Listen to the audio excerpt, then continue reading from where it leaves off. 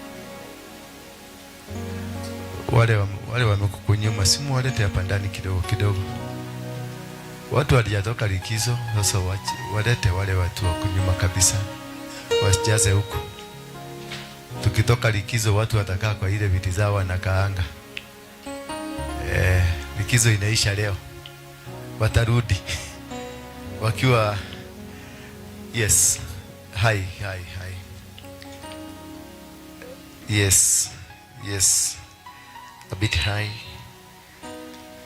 And thank you. Yeah, good morning. Salimia mwenzako na Kiingereza, mwambie good morning. Muulize kama ameelewa. Main, rudisha main hapa. Muulize kama ameelewa ni nini hiyo. Mshike tu mkono, mwambie umeelewa nimekuambia nini. Mshike mkono. Kama wewe si mchawi, shika huyo mtu mwingine mkono. Kama hauna gedhito umeshika, mshike mkono tu. Mshike tu, sijakwambia waachilie. Muulize umeelewa nimesema nini? Na kama nimekutusi, Bwana Yesu asifiwe sana. Mnaweza, asante sana. Asante, karibuni tena mwaka mpya.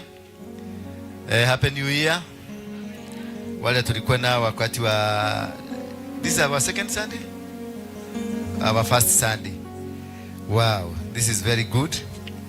I'm happy for you. Na tena ni vizuri nimewaona tena. God has blessed you. I can see your glittering faces. Kinaweza kuona Roda pale amechagamuka vizuri. Na siku hizi umetulia vizuri. Naliko ni ugutorogo mwaka uyu wane uria Ngai agukurathima. Okeni ogikera ogwo tugekinya mweri wa 10 ugukorwo thiete mabururi ma meri gucera. Ngai agukuhingurira mirango nginya wage gwitikia. Kumbe watu ni kutemu tu pole pole mpaka anakuwa mtu mzuri. Yeah, she's a very good. Yes, good. Mpigieni makofi. Yeah, thank you very much. Naona my sister pale from South Africa. Wathireko. Kwego kole uraigwa goko mage gutwarira ngia cia. Maundu marathi atia. Maundu marathi wega. Kuria kwa Itonyere no maragutwarithio wega. Good. Thank you. Chiko. Haya. Chiko. Geithia. Nuona kuu ndungitoria. Ugo coke mucii. Thank you. Tulia. Gutire. Chiko hatiri handu wako twari nawe mungikiri. Tuoka guku wicire no ndige guku. Gutingihotekeka. Ugaruga tu gucoka ha. No tige kuhenio. Kimundu kiu gira kuhenagia ri. Kiu giatumire wone ta kwamenyeka no kiurari. Kiu tigana nakio. Kiu ni kimukora. Nanyitwa ndauga. Yes. Guti undu itoi. Na guti undu itonire. Guti undu itoi na guti undu itonire. Tulia happy. Hapa. Ukae hapo. Niene nigakuhe wira uria ukaruta. Thini wa thino. Warugarugia ndukaruga ucoke ha. Kuri andu kuri ciana cia guku na ni kuri njangiri cia kundu kuriku. Njangiri no nginya cigwika atia? Ni ciguthi ciana cia guku ciukatia? Cicoke. Iki uri ongi hari. Gari kubwa. Ilo mkono tu. Si unaona watoto ni wa hapa.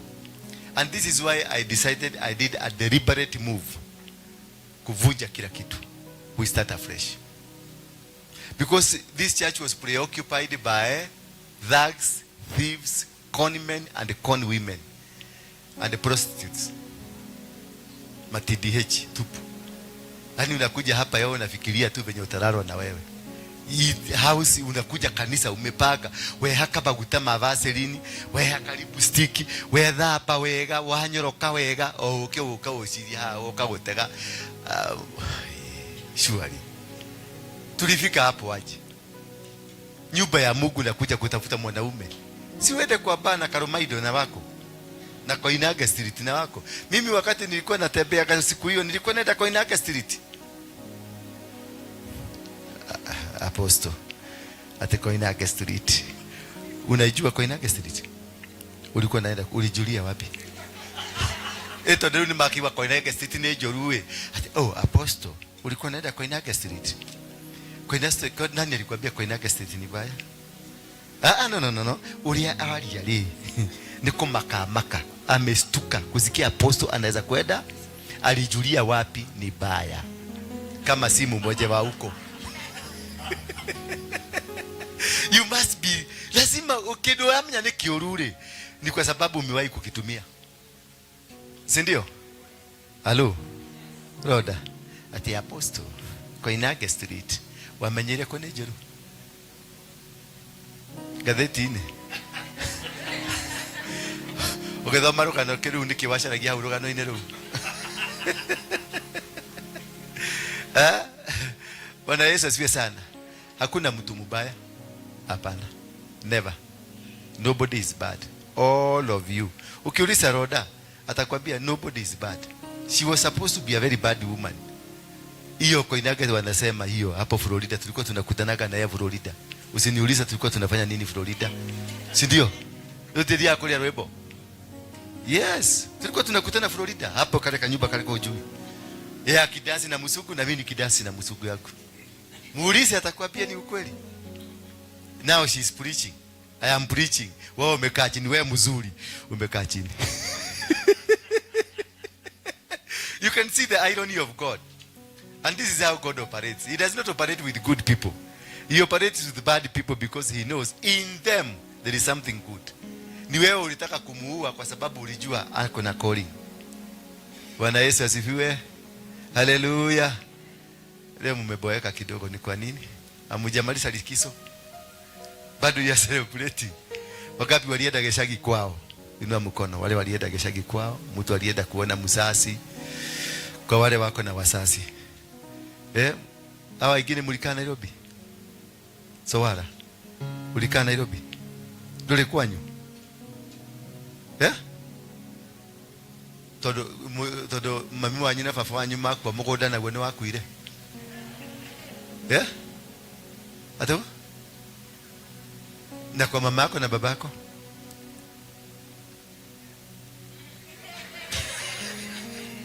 Ungetafuta marafiki wawili watatu uende na wao. Mimi nilibeba marafiki wawili watatu wanne tukaenda Krismasi yote kwa sababu nililelewa nikifundishwa huko ndio nyumbani. Mama yangu hakuenda na shaba na baba yangu hakuenda na shaba. Hapo nitakuwa nikienda forever. As long as I'm alive nitakuwa nikienda. Naenda huko na celebrate venye tulikuwa tuna celebrate na ndugu zangu na marafiki zangu. That is how to maintain the legacy of your father. Your father had a legacy. Do you get me? Your mother had a legacy. And your father is a king. Your mother is a queen. And in that queen and the king, there is a kingdom. And the kingdom is run by the workers and the princes and the princesses. You are the one to maintain the vision of your father. Kukufa kwa baba yako ni kuondoka ndio uendeleze. Sasa hiyo shamba ya baba yako na ya mama yako enda we develop. Umesikia? Enda we develop because he had a vision. Wewe ndio uliharibu vision yake. Na hiyo school fees ulikuwa unamuitisha. Kama ange maintain hiyo pesa yake, angetengeneza hata angekufa mapema. Wewe ndio uliua baba yako. Maana alizaa watoto 10 na wote kama sisi tulikuwa 20. Na sisi mtu hajasoma kabisa alifika form 4. Now you can imagine nikia bado ni shamba ya baba yangu na ni mimi niliharibu vision yake. Maana angekuwa na nyumba mzuri kuliko ile iko hapo. Na angekuwa na mang'ombe, angekuwa hai, maana angekuwa na kula vitu zake polepole. Lakini mimi ndio niliharibu starehe zake. Although mimi sikuwa nimemwambia nilete duniani, lakini nilimharibia. So whatever that he had, the intention he had, I have to maintain it. I have to niinue iende zaidi. Bwana Yesu asifiwe sana. Ndio generations to come they find a place to go. Wewe mwenyewe ulikuta baba yako, si ndio? Ako na shamba. Hiyo shamba alitoa wapi? Most probably ni inheritance. Hata kama si inheritance, alipata pesa ya baba yake ndiye alimsaidia kununua hiyo shamba. Ama sio? Yes, akaendeleza vision ya baba yake. Sasa wewe unataka kuniambia udoko shoka godi todo iwadigwa? Ditheba kakuona guko. Wakoro yegeshagi na kumare uthie muci wako kwena mugoda waje kulima. Tumana kulimo. Mimi sasa nimetumana nyumbani, trakta saa hii inalima. Naweka viazi, na venye mama yangu alikuwa analima, italimwa. Na kutaka ni kama ako, because that is the vision of my father. Hallelujah. And you become successful because of the ground you lay, because there is already a ground that was laid for you. Kuna ground ilitengenezwa yako. Na hiyo ground ilikuta ni baba yako alikutengenezea. That is why they become a springboard yako. Ndio uende hapo juu, because you cannot be successful from a place where there is no a springboard. A springboard is that blood of your father inakuinua unaenda high above. Na hiyo shiko ushoke joro, wende baka uko joro, wende ulime alafu ukuje. Sasa kuna uko konera kemudu kia joro, wende ugena mudu wako kwa town. Wenda mudu anako weta kwa tia madito kwenu Nyandarua tena na joro, alafu digira wakuwe joro konde look for the digira there. Asante sana, asante my friend. Niko kaidia do upatie huyu mjamani wa kwetu nyumbani, anatafuta kiti ya Kajora lakini amekuja kutafuta Nairobi, badala atafute Moro. Hapa ndio safari na Asaga. Bwana Yesu asifiwe. Bwana Yesu asifiwe kanisa. Unajua sijasoma Biblia sana. Buju kuja hapa. Na ndire mohegere muno na kirikaniro. Niko hapa katikati. Yaani ninaelewa kidogo. Na ninajua kusema amen. Tunasema ni kufanya nini? Ni kudhibitisha hayo maneno. Si ni kweli? Kwa hivyo tuseme amen kubwa, hata shetani akiwa mahali yako atetemeke. Bwana Yesu asifiwe. Bwana Yesu asifiwe. Amen. Hapo ninajua shetani sasa amekuwa na wasiwasi. Nichukue nafasi hii nishukuru sana kanisa na aposto kwa sababu ya kunikaribisha hapa. Mimi ni wako Gishagi huko Molo. Unasikia huko Molo? Mimi ni wa huko, wodi inaitwa Aturi. Na huyu aposto ni rafiki yangu sana. Sasa wakati unasikia alikuwa ameenda sikukuu, aliniita kama rafiki yake tukule kambuzi na yeye. Na wakati nilienda tuliongea maneno mingi sana. Lakini mimi sikumwambia nitakuja kanisani. Lakini nikakaa nikasema aje, sasa mimi aposto aliniambia anahubiri huko Nairobi. Mimi by then ni wa kanisa la PCA. Na mimi ni neo mato ikile kiodo kile. Nitasema unajua ni hapo ninaenda, si ni kweli? Sasa nikasema mimi nitakuja ili nione mahali aposto anafanya nini. Na actually nimekuwa nikimfuata YouTube sana. Hata nimemwambia. Na you are doing great. You are doing great. Na agikoro wiko ngai hayago niko. Kama kuna mahali Mungu anaabudiwa ni wapi? Ni hapa. Ni hapa. Actually mimi naweza wa promise ya kwamba all the time wakati nitakuwa Nairobi, kwa sababu ninajua nitakuwa na mikutano mingi hapa karibu na Nairobi, nitakuwa nikijaribu kuifix on Sunday, ninakuja tunaabudu na nyinyi, nakuja tunasifu na nyinyi. Jinsi ambavyo apostle wamesema kule kwetu Tuli, wodi ya Tuli, mimi nimesimama kiti cha MCA. Na ninajua Mwenyezi Mungu tayari amefanya kazi yake. Kuna watu tunaongea nao ili tuweze kutengeneza maeneo yetu. Na unajua apostle nasikia ati ukienda mahali mbali na kwenyu usiambie ati watu unaomba kura. Mimi nitawaambia kwa sababu nitawaachia hiyo na nyinyi muache wewe mkiniombea. Sasa nikikuja hapa next year mwezi wa 4 mwisho nitakuwa tayari nimechukua tiketi ya DCP. nomination ya DCP. Nikikuja mwezi wa 9 nitakuwa MCA. Si bado nitakuwa wenyu? Kwa hivyo nitakuwa karibu na nyinyi, na kila wakati nikiwa hapa Nairobi nitakuwa nikikuja tunaabudu na nyinyi na tunashiriki pamoja. Kwa hivyo Mwenyezi Mungu awabariki, awatende mema. Mimi ninajua huyu apostle amenishikilia sana na ninajua atazidi kunishikilia. Ugo niene jo, kila mtu si anakuwa na historia. Yeye ako na historia, pia mimi niko na historia pia. Na historia zote situonagia guthoga mbere. Kana situhea mwihoko wake. Mwenyezi Mungu awabariki. Asante. Asante sana Mr. Nikaride. Karide. You are my project. Thank you. Ukisikia nimekwambia you are my project. Yes, I will make you my project. And I will make sure you umepata kiti. Unajua huko mimi ndio usema huko. Yes.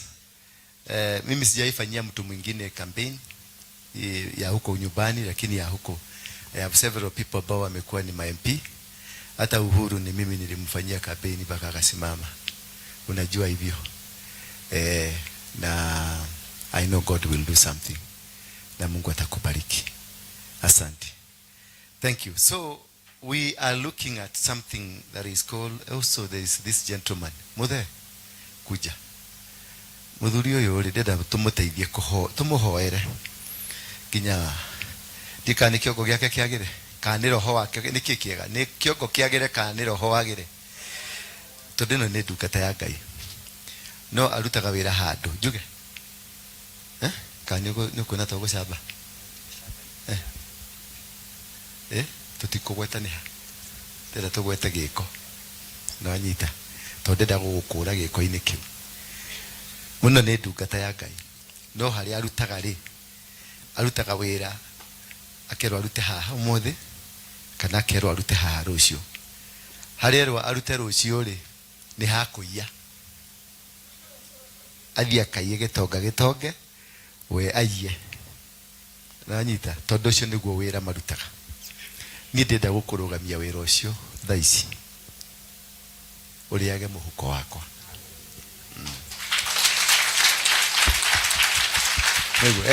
Eha mutumia waku tikanie kumena. Oka tabeto igwithanirie haha ni ndukamene.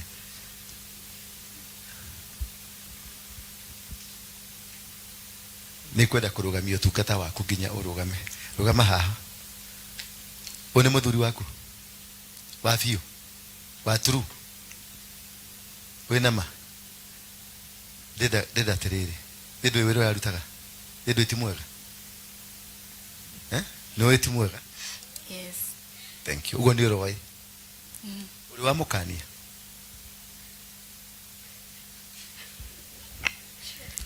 Umewahi katasa ama unaogopa mangoto? Ama ulikuwa unasema nitamkatasa tukule nini? Ongea tu. Nduragenagia. Uri wa uhoera atigane naguo. Ugo ni uramuvutire. Sasa nikugwethera uri ogwika guku kanitha-ini na kawira ukenda kuruta any job unaweza taka kufanya ka biashara ama ka kitu. Ningetaka kutafuta watu wawili watatu hapa tusimame na wewe. Lakini for the time being mpaka ukae vizuri utakula mfuko yako. Si ndio? Mshahara ilikuwa pesa ngapi huko? 9,000. Kai. Ulisiki maisha makusho kyo heo 9,000. Wewe nikio rali nikimuliaga. Nyumba muri ha rent ya basic 3,500. 3,500. Sikatikara 6,500. Fair uri hake 45 55. Fair uri ha Fare iralini 500. Wakati nimekuja huku. Nilikuwa nakaa huko nakuja weekend. Natumia pesa ngapi? 500. Yeah. Yeah. Mama alikuwa hapa ama alikuwa hapa? Sasa unapiga kumuona weekend. Yeah. Unatumia pesa ngapi? Almost 700 tukikuja hadi church. Yako sasa. Kuja kuona mama na kurudi kazi. Acha na kanisa. Ni 500.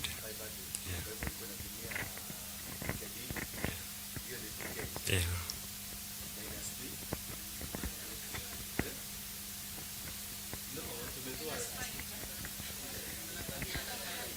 Anabaki na 35. Ndio sasa ulikuwa naachia huyu chakula. Nikio heje tio. Eda mutafute kitu mnaweza kufanya. Most probably ya online. Si mnajua mnaweza kwenda Gikoba, uchague kamera. Kitu ya online. Kitu unaweza kutumia simu yako badala ya kukua kwa TikTok. Unakuwa ukiuza wakati hauna kazi unafanya, unakuja kuosha hii kanisa. Ndio hata guthabia. Mukagwa thabagie kwa kunyumba na wewe ukaguthabia huko. Ndio kukumereria huko. Thank you. No, kwenda turugame na wira wa mtu mmoja anataka kundisaidia, tumusaidia, tumufungulie kazi. Inua mkono juu. Your donation, your small donation you can give. Gapi? Utatoa gapi? Simama juu. Simama tu. Pesa gapi utatoa?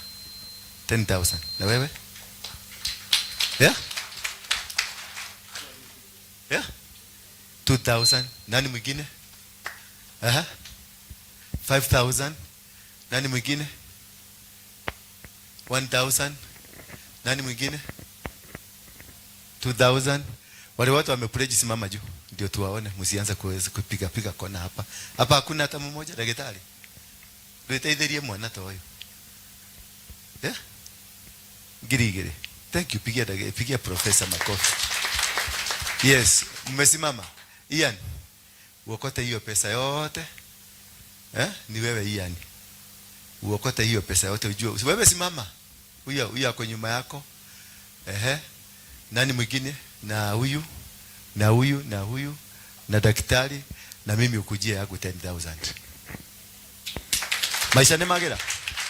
Leo wathikire no tumikire kanitha niguo kigongona giaku kirugame.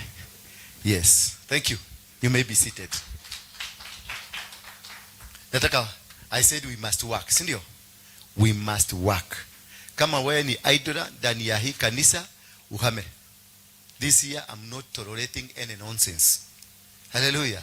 If you don't have something you are doing in the church and even you are not working, wewe utafute kazi, tutakusaidia. We will push you to get something. Kuna wale watu wa kuajiriwa, kuna mtu hata ukimpatia milioni moja afanye biashara, hawezi, itaanguka tu. Na kuna watu wa kuajiriwa na kuna watu wa biashara. If you are for the business, we are going to support you.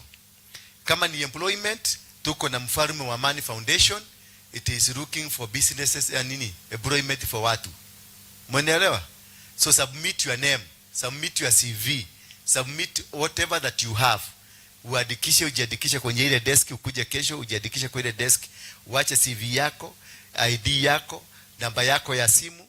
Tukipata kazi, unasema kazi ile unataka. Kama ni ya mjengo hiyo, kuna wale ambao hawataki kuchagua. Unasema kazi yoyote, andika tu jina, kazi yoyote. Tukipata kwa mjengo, ninaambia marafiki wangu ni constructor, unapata kazi immediately. Nimeanza kusaini contract na ma contractors huko na pale. Wale watu wako na makabuni. Ndio tuna train watu hapa, tunawapatia labor.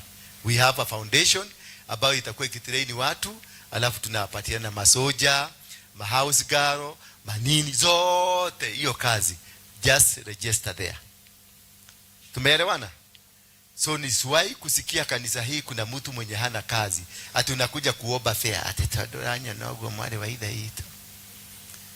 Anakoria gwa Ngai ari ogete-ini, Ngai ucio wagete-ini ukiria thina, guku tutiramwenda.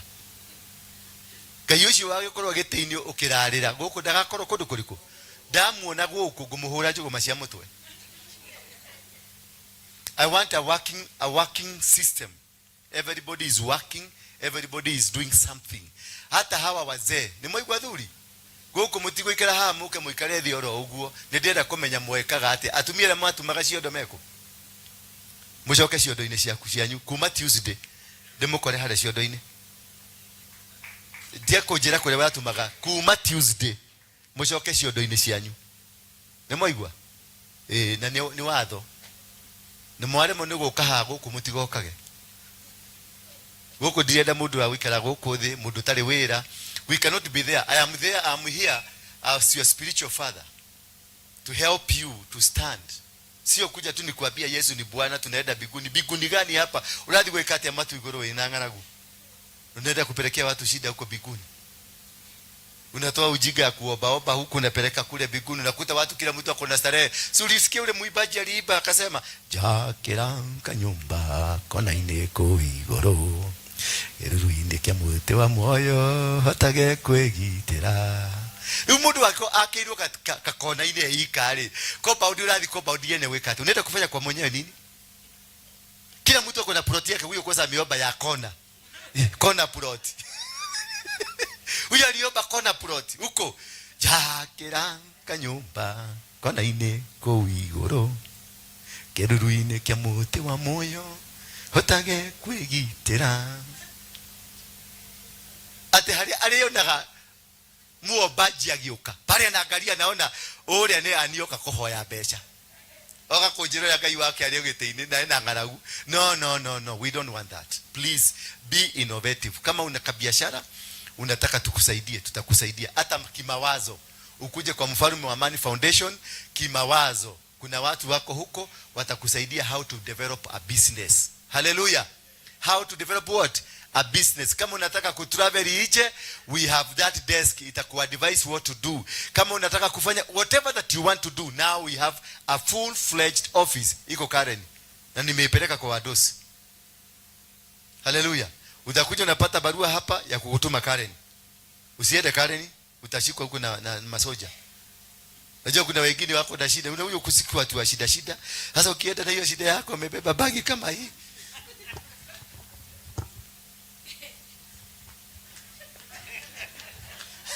unaenda Karen. Hapana. Upate barua hapa ndio wanapigiwa simu, unaenda huko na appointment. Wanaelezwa, wanaambiwa Magdalene anakuja kesho saa 4 and the appointment, this is the reason he is coming. Are you getting me? So that innovations, utapata advices, technical advices, business advices na kila kitu ambayo unahitaji huko. Lakini unakuja pale kuna desk, utakuta mtu msichana anaitwa Shiro. Unamuexplainia, utakuta huyu Grace na wale watakuwa hapo. Unawaexplainia fast. Maana kuna masubua wataenda kuanza kuomba pesa kule. Usikuje kuomba pesa, ni useme unataka what, ni nini unatakaga, lakini inakataa kuingia. Unajua kuna watu wanakuwa na idea, lakini to connect the idea and the money inakuwa ni shida. To connect the idea ili yako nayo, kuitransfer kwe kitu, unakuta hiyo kitu inakuwa ngumu sana. But if I can give you an advice, because there are people that were made, tulijengwa. Kuna watu walijengwa wakiwa ma-investor kama mimi. Nilijengwa nikiwa investor from the word go. Before I was born, I was an investor, and that is why I invest a lot. Mimi nikiwa chokora pale Mweki, pale huko teremka Mweki, kuna mahali panaitwa Maguo. Uliza wewe ulikuja huko Maguo? Ndio kile. Huko Maguo huko chini karibu na kwa Kenyatta huko chini. Kuna mahali kuna demu kubwa huko. Hapo ndio nilikuwa nimejenga nyumba ya carton ya 2 bedroom. Ni mabati ilikuwa na karatasi ya nylon. Upande ni carton. Alafu iko ni 2 bedroom na nilikuwa na sitting room hapo. Na am I not an investor? Nilionyesha dalili nitakuja kuwa tajiri. Sasa hizi I am a proud owner ya bedroom 12. Bedroom, si sitting room, si prayer room, bedroom peke yake 12. Niulize ni za nini? Yeah? Kwani ni yangu. Yes, ni yangu. Ni ya nani? Sema ni ya nani? Yes, thank you. Yeah. I nilishow interest za kuwa investor while I was a chokora. Mimi wakati nilikuja hapo Dadora, nikaanzisha Dadora dumping site. Tuka control gari yote ya Nairobi ya kumwaga takataka, ilikuwa inakuja kumwaga hapo. Inanipatia shilingi ngapi? 100. I was a rich man na kigunia na glue. I was a rich man. Kutoka hapo ndio Rasta Wanogo na Rasta na Madheri wakakuja, maana hawakuwa na mahali pa kuweka bunduki. Nikaambia nitakuwa nikiwafichia huko bunduki huko kwa dumping site. Zinakaa huko. Huko hakuna polisi akikanyaga. Maana hiyo ni territory captured. Na nikakuwa nikiwawekea, wakiiba pesa walikuwa nakuja hapo dumping site, wanagawanyia hapo. Na mahali kuna gawanywa pesa kuna hesabu yako kama mtu. Mnanielewa? Lakini kuna hesabu yako kama nani? Kama mlikuwa watano, ile venue mnaenda kugawanyia pesa inahesabiwa ni mtu. Sasa mnakuwa 6. Sasa kama wanagawanya milioni 5 ama milioni 10, ile mgao utagawiwa kila mtu. Hata mimi nilikuwa nagawiwa. You see, I invested on the dump site. Pesa zikajirete huko. Na hapo ndio tulikuwa tunapata chakula mzuri. Maana chakula ilikuwa inatoka nini? Ruda. Ingine inatoka Muthaiga. Ingine inatoka wapi? Inakuja kutupa huko. Unajua watu wa Ruda wanakulaka kidogo kidogo. Wanatupa hiyo ingine. Alafu wanatupa pamoja na mavi ya mtoto. Sasa tulikuwa tunakata mavi ya mtoto, inatoka, chakula inabaki, tunakula. Yes. Na tunaishi mpaka saa hii. Unaniona niko gagari hapa. Niko strong. Njina maima kutoka heria, tukatinia toka heria, tukalia ilio shito. And we are strong. Bwana Yesu asifiwe sana. Kutoka hapo nikadevelop idea, nikakamata matatu zote za Nairobi, zote. Sema matatu zote. Unanunua gari milioni yako 7, ukileta kwa barabara unakuta dola waroige mwenye barabara. Ninakwambia wekelea gari hapa. Wewe eda. Unataka pesa gapi jioni? 9,000. Tupatie account yako. Ikifika saa 9 jioni, pesa yako 9,000 zitakuwa zimewekwa. Lakini dereva ni wangu, makaka ni wangu, na uli chini ni wangu. Ninatafutia watu wangapi kazi? Nimetafutia watu 3 kazi. Na wewe mwenye gari, nimekutafutia pesa yako cash. Hakuna kustrago. Mambo ya polisi, mambo ya nini, mimi ndio nitasort out. Na mimi ulisa huyu mama alikuwa na matatu, huyu mama. Kwani tulijiwania naye wapi? Tulijiwania naye in 2 places. 2 crucial places. Huyu alileta kiperepere mang'ati, akasema nie gari yako nie, mwongee kidogo hutia gari yako. Sasa tukamwambia sasa chukua gari weka kwa kibeti utembeage nayo. Na akafikiria ni mchezo, gari yake tukaichukua tukaificha wiki ngapi? Tukamwambia, akasema nitaenda polisi, nikampatia namba ya Comedy alikuwa mkubwa wa polisi provincial. Nikamwambia mpigie, na akampigia. Akamwambia usiniambie mambo ya Waruike. Wewe ulijipeleka. Maana Kome alikuwa anakula mfuko yangu. Na mapolisi wote walikuwa wanakula mfuko ya nani? Yangu. Sasa ukienda kuripoti na kuambia, hata wewe ulijaribu. Huyo mtu hujui ni nani? Sasa polisi akikwambia huyo mtu hujui ni nani, what do you do? Unasalede. Mama alituletea gari zake 3. Akatwambia maneji, tukamuuliza kwa gari moja nataka pesa gapi? Akatwambia 8,000. Ni 8? 4. Yeah. Na by saa 9 enda kwa account. Alikuwa nakuta shilingi yake 4,000 kwa account. Na sasa sisi tunapata yetu. Tulikuwa tunatengeneza, of course tulikuwa tunatengeneza pesa mingi kuliko yeye. Lakini yako ile ulisema unataka utaipata genuinely na hakuna deductions. Na gari yako protected, na makanika ni mimi bado na provide. Sio upeleke kwa makanika yako, ni makanika wangu ameba aende atagaje. Ndio uliona nilikuwa popular. I created jobs. Hallelujah. I created jobs. Nikatengenezea makanika kazi. Nikatengenezea makaka wa ule wa kulipa, ule wa kwenda gari 3 wamebaki na yeye Edi huyo. Na yeye tukamtengenezea kazi. Makaka wa kwenda na gari kazi. Kamagera, ungekuwa Kamagera kama huwe si meba, lazima ukuwe meba ndio ukuwe Kamagera. Kazi. Sasa wao watu wote 7 unawatengenezea kwa gari moja na wanashiba. Walikuwa napata 1,000 per day. Bwana Yesu asifiwe sana. Tukaenda hapa Mathare. Wangapi walikuwa Mathare those days? Watu wa Mathare those days. Mutigetekera kumenya kana mumete Mathare. Inyo mutiri ya Mathare athuria, atumia ya mutiri ya Mathare. Yari ya Mathare. Tukaweka kila murago. Every door in Mathare. Mathare 4A, Mathare what zote. Karatasi ya takataka. Unaweka takataka hapo kila murago, na tunakuja tunachukua 20 bob kwa kila murago. Kama tukikuta hakuna takataka, wewe ujifanye takataka ukae hapo. Na utupatie 20 bob. In one day tulikuwa tunaokota hiyo Mathare yote. Tulikuwa tunakota 350,000 shillings one day. Kwa matatu tulikuwa tunaokota kitu 500,000. Tukarudi hapo tukaambia Kenya Power ondokeeni. Tusije mtu muokoje pesa yenu huko. Tukatap stima za Kenya Power, tukaekea watu na mita zetu. Kenya Power tunawalipa.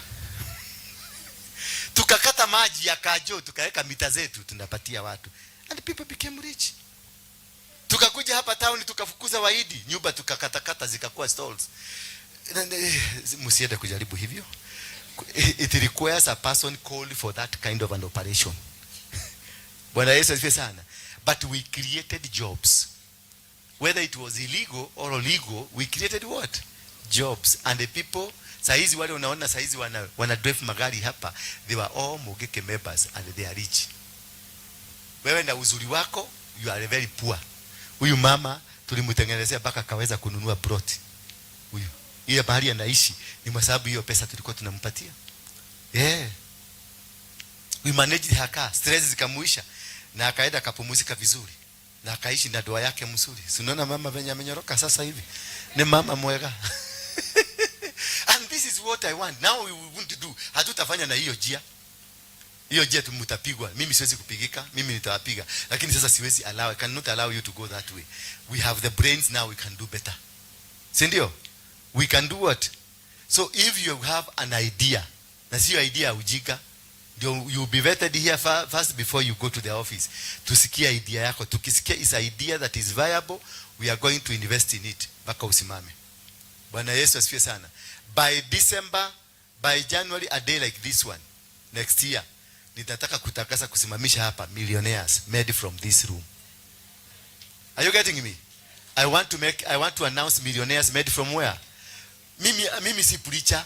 Mwende mtafute wale wa kuhubiriwa, mwende mtafute preacher wa kuwahubiria. Bwana anaenda kutenda, si Bwana sasa tunatenda.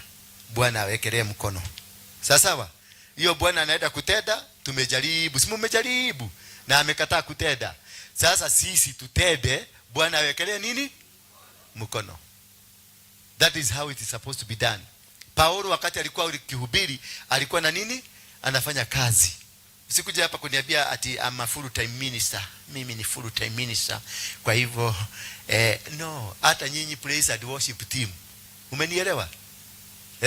Kutoka leo nataka idea ya kazi hiyo nafanya. Hapa sitaki idora. Ati mimi ni muibaji. Nimejihodha hapo. Hiyo kujihodha ndio jihodha kwa mtu mwingine. Iwe hodara na kuubere. Deda komenya ureka ati I want to see have a worship team. Ati parking, unapiga simu, unapiga nani atakuwa kutupakia magari, si nyinyi, ni wale wa huko nje. Unapiga simu, niwekee parking. Unapaki unakuja kuworship. Unapaki unakuja kuasha. Unapaki unakuja kuosha kanisa. Noti ado mathire ginya mathia gogo ne rina. Thire go ne rina tondu ginya kirato ne kaina mie wala kaina mie mweno negetha kihota ku balance. No way. No, I cannot walk with you. Are you getting me? I am not going to walk with you. I cannot walk with you. I will never walk with you. If you are not going to change, walk out. Endeni kule mnabebeleza kwa. Endeni kule mnapokeaga muujiza. Mungu hakuna mahali kumeandikwa kwenye Biblia ati nitakupatia muujiza. He says, I will bless the work of your hands.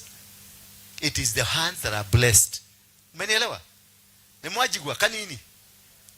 Haha dokanoke woka kanitha te ukage kanitha atoka kuigwa kiugo na gutire kindu ura participate. Ushone kiodo. Zile viodo zingine ziko pale. Na tumeuza zimepata mnunuzi. Mushone viodo. I want to see wazee. Niki mwagire. Ategoka na gari. Oka magoro. Dohoro. Aligie kuhoro ye muiretu ne ruo kuhoro.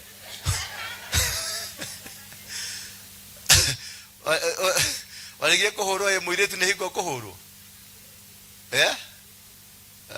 Wacha hiyo story. Wamama wote. Maito. Wewe ndio utasimamia hiyo kazi. Naigwa muthe. Utorekeralie mutumia uyu. Ndete otida odia kumukomanye bacha umako.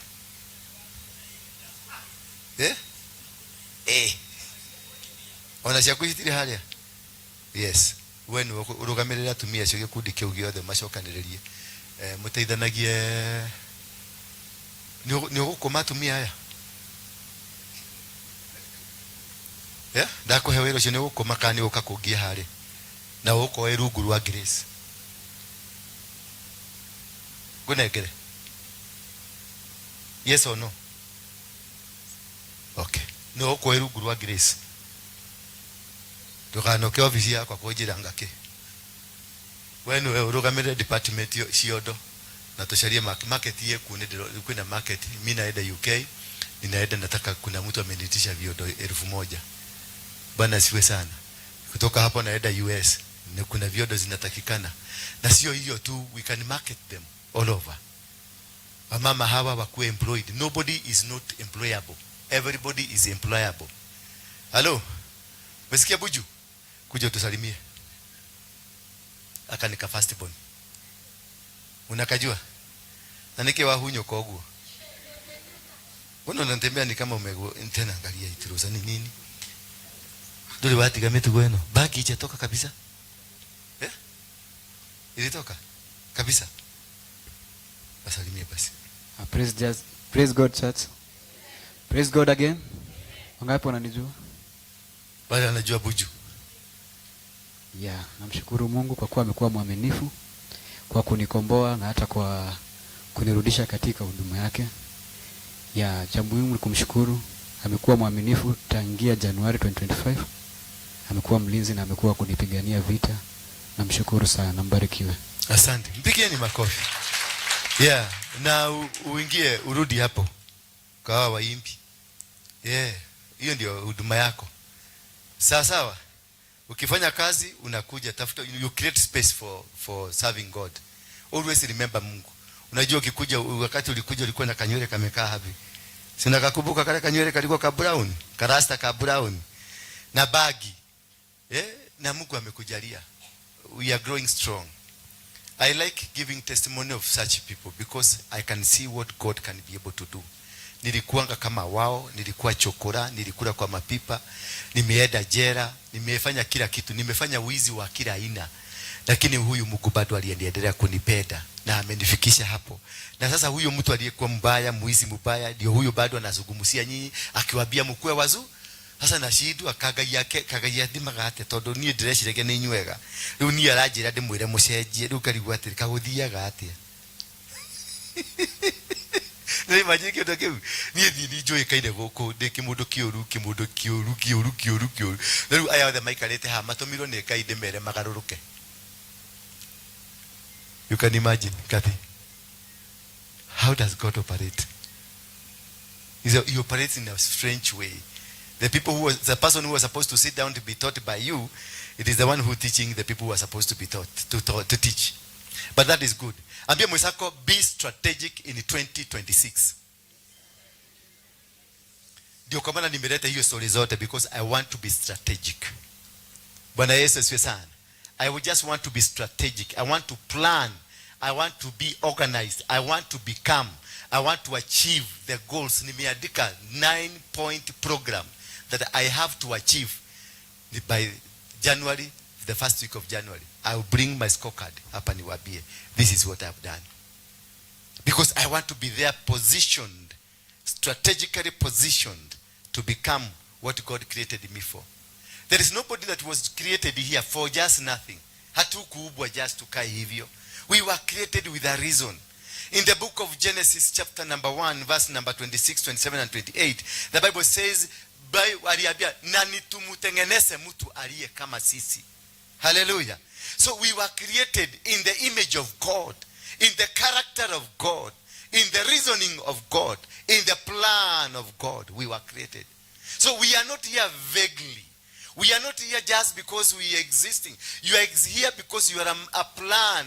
You are a strategic plan of God. You are an intention of God. You are a reason of God. Therefore, you have to be that reason and be productive according to the reason. In verse number 27, nasema, and God asked them to be fruitful and multiply. Praise be the name of God. To be fruitful, na ukue nini? And God created man in his image, in his own image. In the image of God created he him. Male and female created he them. In verse number 28, the Bible says, and God blessed them. Hallelujah. He not only that he created, he blessed. So you are not an ordinary person. You are not just an ordinary folk ambaye anafaa kuexist here and there. No, you are a plan of God. You are strategically built in the character of God, in the reasoning of God, in the decisions of God. So you are not just an ordinary animal. Wewe si mnyama. Wewe ni kiumbe ambacho kimechukua character, the face, and the reasoning of God. So you are supposed to behave like him. And the Bible says, and then says, and he blessed them. Just from the word go, Mungu aliachilia baraka kwako. You are not just that way. Hauko peke yake. You are covered by a spirit of God, a spirit called blessing. Bwana Yesu asifiwe sana. Then he says, he continues to say, and God said unto them, hallelujah. And can you repeat after me? And God said unto them, stop. And God said unto me, be fruitful and multiply. What did he say? So what did he transform you to become? No. He never transformed you to be fruitful. He transformed you to be a seed. Hallelujah. He made you a seed. That today I have made you a seed. So germinate. Be fruitful. So germinate. And produce more. And become powerful. And then be fruitful. And not only be a seed. You are one seed. Then be productive. So that you produce more seeds. That demo ya bebe. Yale kiyode. Erutaka bebe sigana. More than 100. More than 200. That demo ya bosho. Erutaka more than 200. That is what he's saying. Be fruitful. He turned you to become a fruit. So that once you are planted, you become more. You become more. You become productive. You become something that is more generated. Hallelujah. Then be fruitful and multiply and replenish the earth. Fill the earth. Replenish. Make the earth become productive. Make the earth become powerful. Make the earth become that which God wanted you to become. He gave you a responsibility now. I have done my work. Continue with the work. I have done it. Nimekuanzilisha. Nimeanzisha kampuni. That is why I'm saying I am going to give you a seed. And the seed is making you become a fruit. And once you become a fruit, you become fruitful. And you replenish. Bwana Yesu asifiwe sana. That is what God said. When he said, and God blessed them. He blessed them and made them to become. Made them to become something that is going to produce. Because he produced you as one. Then he allowed you to continue with the process. So if you don't have food here, if you are not eating, it is because you don't want to eat. It is because you are just an idle person. It's because you want to be just lazy. It's because you are just confused. Yani wewe unakaa tu hapa, haujielewi, hauelewi, unaenda wapi, unatoka wapi, unakwenda wapi. Yani you are just there. No. The Bible says, tufukulie tu hapo, usifuge. And be fruitful and multiply and replenish the earth. And so God knew this earth will resist. This earth will try to fight you.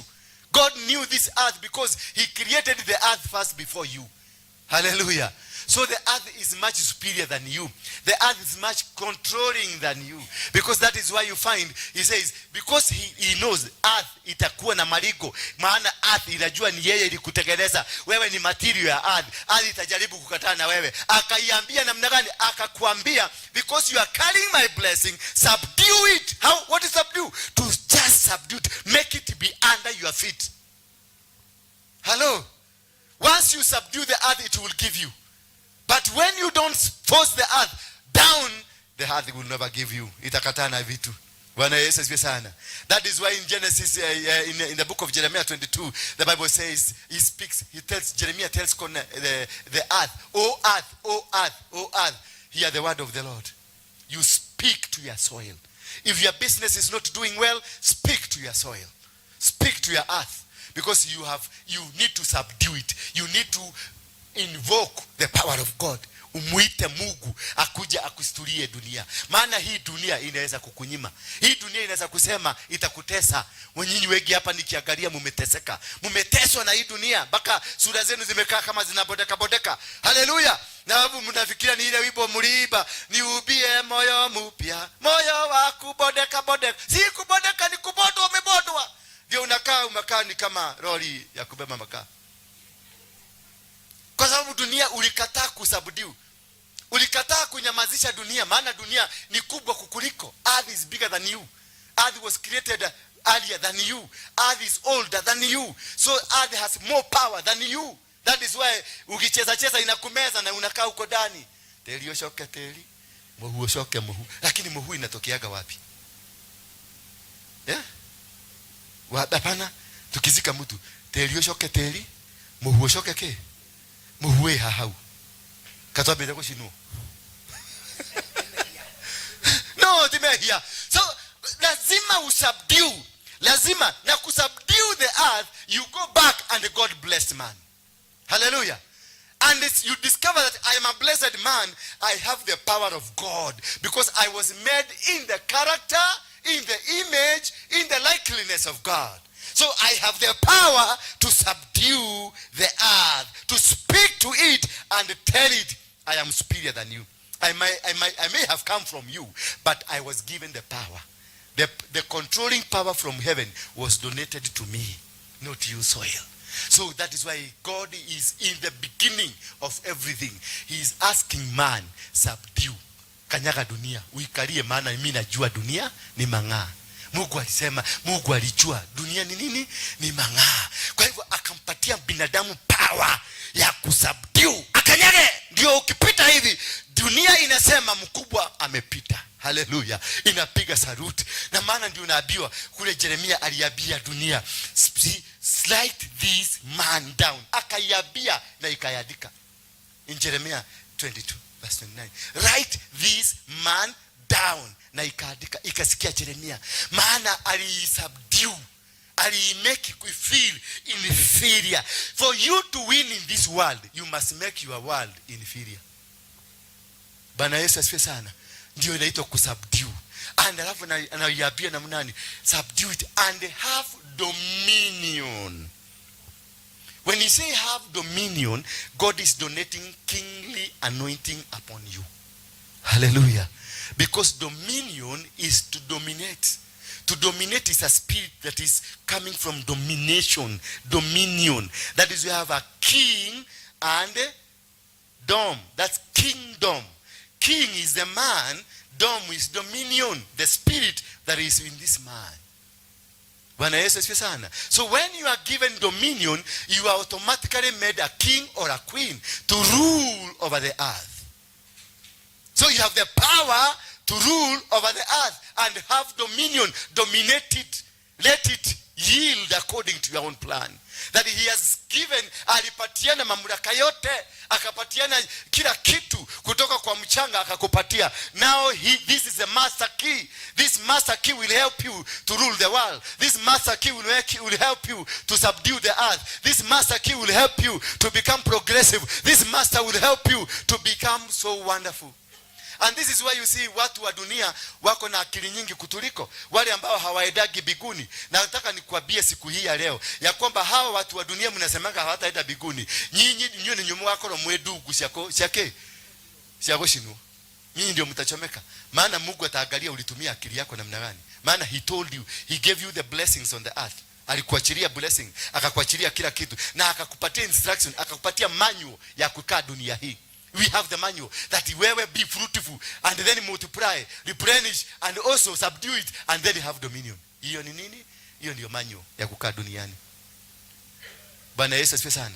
Na kama hauwezi kutumia manual, ni kumaanisha wewe kuna kitu inapunguka. Akasema namna gani? And then have dominion over the fish. Kwa hivyo the fish is under you. Akasema and it's a direct order. A direct instruction. Sio kitu ya kwenda kuimagine, sio kitu kinahitaji interpretation, ni kitu ambacho ni direct, kinaambiwa. Samaki zote, mandege za angani ni zote, na nini, mandege za angani, hata vitu vyote vilivyo katika dunia hivi ni vyako. Wewe vitawale. Mungu alikupatia the guarantee na akakupatia this is what you are going to become and this is how you are going to win this battle. He gave you the power and the capacity. Na hiyo kitu naonanga Wakristo nyinyi mnakaa tu hata Yesu aliyogeta ile keleko. Mungu si wa wajika. Mungu ni wa watu ambao watatumia hii. Wajue manual, you have the manual. And how do you do it now? You go back. Hebu tuangalie mtu yule anatengeneza Coca-Cola. Coca-Cola ilitengenezwa ni soda moja. Whoever produced, the two brothers, walitengeneza soda gani? Moja. Hallelujah. Moja. Ndio tunasema be fruitful. They created a fruit called Coca-Cola, one Coca-Cola. Bwana Yesu asifiwe sana. Kisha wakafikiria tukitengeneza Coca-Cola ingine kutaenda namna gani? Wakatengeneza ya pili, wakatengeneza ya tatu, wakatengeneza ya nne, wakatengeneza ya tano, wakatengeneza ya sita. Dunia mzima iko na Coca-Cola. Uende Amerika Coca-Cola, ukuje Kenya Coca-Cola, uende Zimbabwe Coca-Cola, uende Egypt Coca-Cola, uende kwa Waarabu Coca-Cola, uende Israel Coca-Cola, uende Zimbabwe, unaenda kila mahali there is Coca-Cola. They became a fruit and then multiplied the fruit. Anakuambia tumia akili na hiyo akili uipanue. Mtu wa McDonald ni kamoja, kamukate kamoja alitengeneza, hakutengeneza mbili. Alitengeneza moja kule Atlanta. Then mrafiki yake akakuja akaoja, akamwambia, "Oh, yummy, that's nice. It's good. Tasting nice." Wakatengeneza kengine, akamwambia, "Oh, yummy." Watoto wote wakakuja, "Oh, it's yummy." Wakatengeneza katatu, "Oh, yummy." Wakatengeneza kaine, kakaanza kutambaa, wakaanza kuitisha. They became fruitful. Walikuwa fruitful, kisha wakaanza kumultiply. Akatumia akili ya Biblia. Na wewe unasema hata enda biguni ngo, utachomeka wewe. Niambie utaenda kuambia Mungu ulikuwa unafanya nini duniani? Doli onaki. Tunangojea Mungu muujiza ufanyike. Hakuna muujiza utafanyika, muujiza ndio huu. Hallelujah. This is the muujiza. Wako doli kanyamo muthe. We halelia utuka rutugu. Wagoshina. Because Mungu atakuja. Yesu akaambia kulikuwa na tajiri mmoja, akapatia na mmoja akapatia talanta ngapi? Kuna mmoja alipatiwa 5, mwingine akapatiwa 3, mwingine akapatiwa 1. Kisha akakuja akawauliza, "Yako ulifanya nayo nini?" What if hiyo ndio principle Mungu atatumia biguni ya kuuliza talanta yako ilitumika nini? Alafu wewe uwekwe hapa, wewe na akili zako, na wewe na akili zako, na wewe na akili zako, na mchaina akuja awekwe hapa na akili zake, na mtu mwingine muidi awekwe na akili zake. Ni ndani, who is likely to go to heaven? Yes. Mimi na kiherehere yangu hapa na kuhubiri na mahubiri mingi hapa venye mtaenda biguni. What ni nini niko nayo ambayo inaweza kunipeleka biguni? What can give me to go to heaven? Hii microphone ni ya nani? Ni ya mchaina. Hii mkeka ni ya nani? Hii kitu ni ya nani? Hii screen zote ni za nani? Speaker ni nani? Who is preaching here? Is it me or mchaina? So who is supposed to go to heaven? Hamna shida hapa. Twende biguni. Biguni ya nani? And you cannot even worship God with what you have produced. You are worshiping God with what you are saying ati watachomeka. Wachomekeaje? Na ndio wamefanya dunia imeokoka. Just tell me how mchaina atachomeka. Na ndio amefanya makrusedi zifanyike. Tell me. Just tell me how. Pulpit hapa yani najivunia na liga ati niko na kanisa mzuri. Hapa kuna Muafrika, hapa kuna kitu ya wacha Mkikuyu. Hapa kuna kitu ya Muafrika. Apart from nyinyi. Tiga yinyu mwikalete hahali. Hekido kia kirago chiria gai kia mudo mwiru. Alafu can you be compared now with the Chinese? Ati Chinese atawachwa kichomeka ati wewe uende biguni and there is nothing you contributed towards the preaching of the gospel. Guo ginyo wekerete ni ya Muchaina. Kirato kiwekerete ni ya Muchaina. Ginya mbaga ko makuthabirie ni Muchaina. Ginya jwere yaku ni Muchaina. Yani he has made you beautiful. He has beautified the work of God. Alafu wewe ati awachwe akichomeka wewe uende na ndio unaki unakotangaza ngio unaikileta Muchaina wadima tuide wewe wadima tuide ate Muchaina tu kwake wewe kwenda huko mtachomeka. If that is the principle that God is going to use, you are going, all Christians are going to burn. Christians, all of them. Hakuna watu wajika dunia kama wa Kristo. They are not innovative. They are not productive. They are not multiplying. Kidikelele tu hapa. Angalia kanisa zote za Kenya. Saa hizi kituko hapa. Warwike ndio huyu. Nganga ako hapa chini. Nganga huyo mwingine yako pale. Moiro wako pale. Kemani William wako. Zote tunapayuka venye tutaenda bikundi. Tunaenda bikundi na vitu za Wachaina. Ati na Wachaina watachomeka. Ati every knee shall bow down. Na Mungu akiconsider hii. Which knee will go bow down? No, I'm just talking to fellow Kenyans. Msinichukie sana. I'm just trying to be realistic. Na hiyo ndio mahubiri yangu. Na mmenisoea hivyo. Na mkubali tusoeane hapi. Ni kuambiage ukweli, tuache upusi. I don't see how myself nitaingia biguni. Na hakuna kitu hata moja nimetengeneza ya kufanya Mungu asifike. Hakuna. Nikukuja kuambia Bwana anasema utaenda baba ya riaka baba yeke. Sasa hiyo mtoto wa Mchina niko todivia afu ndio kutumasha rahani. Bwana Yesu asifiwe sana. Sasa hiyo mtoto wa Mchina anafundishwa kutengeneza gari. Sasa hiyo mtoto wa Mchina anafundishwa Mjapanese anafundishwa kutengeneza robot ya kubeba vitu. Sasa mimi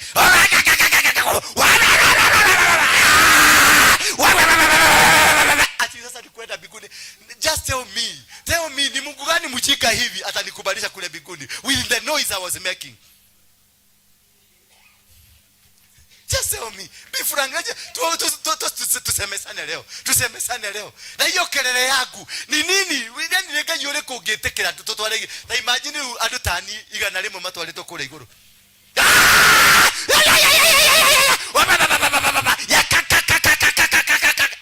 Ati nikwenda mnaenda biguni.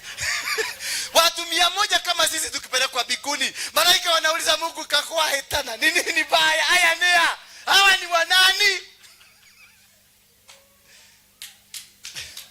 Bwana Yesu asifiwe sana. Na tunajiita tunaenda biguni. Tunajiita sisi ni watu wa maana sana. We are useless. If you are not productive like God has said, you are just hopeless and useless. Hakuna mahali unaenda. Na nikioga haraka radio niwe. Na ndio maana amekunyima mpaka hiyo chakula. Na suni anaenda kukufugia nyumba. Amekubariki, amekupatia baraka, amekupatia kila kitu, but you are not using the brain. He told you to multiply. Wale watu wametumia logic yake, wametumia mafundisho yake, ndio mnasema watachomeka lili. Mnataka kuniambia mwenye Coca-Cola atachomeka? Maana he's not a Christian. He's not a Christian. Mwenye Coca-Cola, the two brothers, watachomeka? Na mwenye McDonald? Na mwenye kutengeneza gari? Agnes, mwenye kutengeneza gari atachomeka? Na mwenye kutengeneza nguo? Na wewe mwenye kuvaa? Unaona ukienda mahali, yani unavaa, hii ni madhabahu ya Mchina. Ama sio? Hii ni madhabahu ya nani? Ya Mchina. Hii ni madhabahu ya Mchina. Hata kale kadani ni madhabahu ya Mchina. Kiatu ni madhabahu ya Mchina. Alafu mimi hapa ninasimama kukemea Mchina, nimeshika microphone ya Mchina, hii ya Mchina, hii ya Mchina. TV natumia ni ya Mchina. Wimbo yote natumia ni ya Mchina. Kitu umekalia ni ya Mchina. Alafu nakemea wa China katika jina la Yesu Kristo. You are going to bow down. Who? Wewe na yeye nani atabow down? Do you have even a voice? You are carrying the altar of that man you are trying to condemn. Hata ile mafuta umejipaka, libu bambu hiyo umejipaka, kiatu hiyo umevaa, kucha zako zote zimerefuka, zimekaa za crocodile, zimekuwa refu, ni Mchina. You are carrying the altar ya huyo mtu nasema atachomeka. Leke kwere. Prepare yourself, you are a log. Wewe mtu wa mtarako, wewe mtarako, mtamayo. Utachoma wengine vizuri sana. Kama hiyo ndio logic, hii kama hiyo ndio system Mungu atatumia. Hii ya kiroho hapana, wachana na hiyo. Hiyo kwenye Biblia sijasikia, na nimesoma nimeangalia wakati wa Yesu, wakati wa kina Andrew, wakati wa Paulo, hakuna hiyo maneno.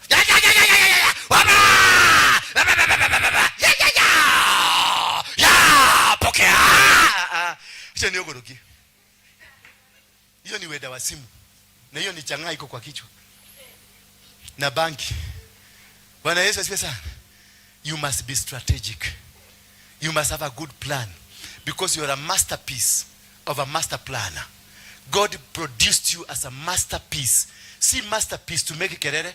See, master, he told you to beautify what he started. He told you to progress on where he left you. He told you to move on where he left you. He already set you an agenda. So follow the agenda to make it work. Sio kukujaga hapa saa kanisa kila siku unakuja hapa unadhima limaka ya ndorobo sekindia riandada na baba boshika ya nama ria ya cho cha. Sasa mpaka unafika mpaka sauti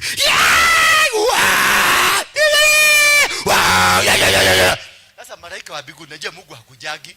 Mungu anatumandaka nini? Malaika waende wakaangalie ni nini hiyo kelele ni ya nini. Alafu kwa maana uliomba mpaka sauti ikasema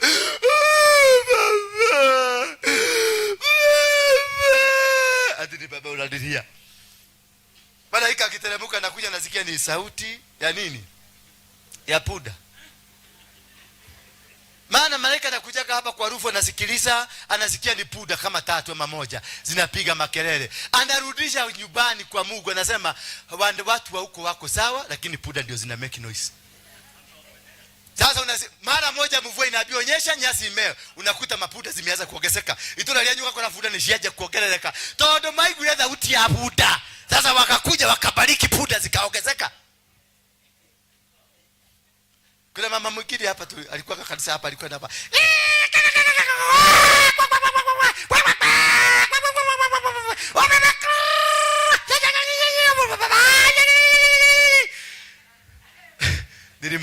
Nilimkuta ako na kuku mingi.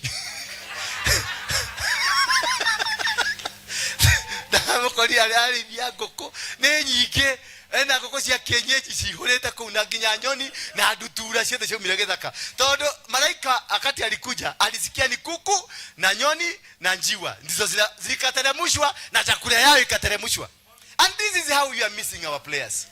This is how you are missing our destinies. Because we don't know even the noises you are making. You don't know how we are communicating with God. Because God is waiting for your clear instruction. Anakuambia andika. Write your vision with capital letters. Now,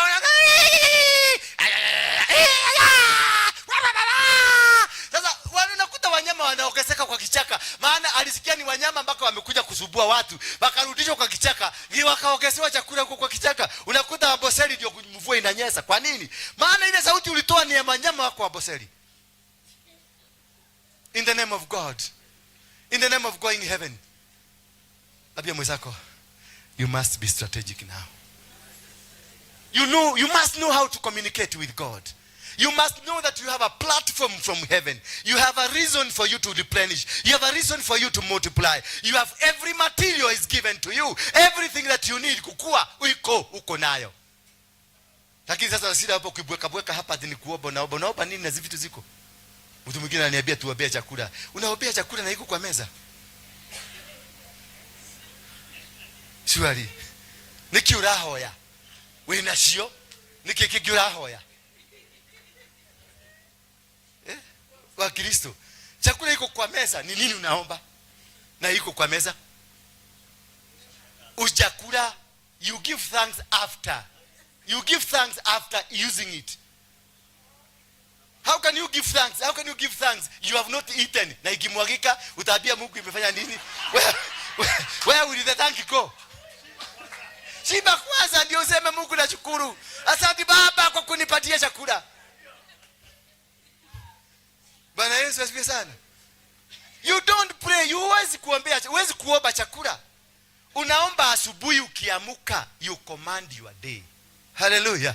You command your day in the morning. You command, unaambia Mungu, mahali popote nitaenda, nikutane na baraka zako, nikutane na watu wako, nikutane na mambo vizuri, nifaulu katika njia zangu zote. Baba, mahali nitaenda, the sun, unazungumuza na sun, unaambia the sun, I command you. Unaambia the star, I command you. Unaambia anga, I command you. Unaambia wanyama, I command you. Unaambia ndege za angani, I command you. You command them to behave in a manner that will please God.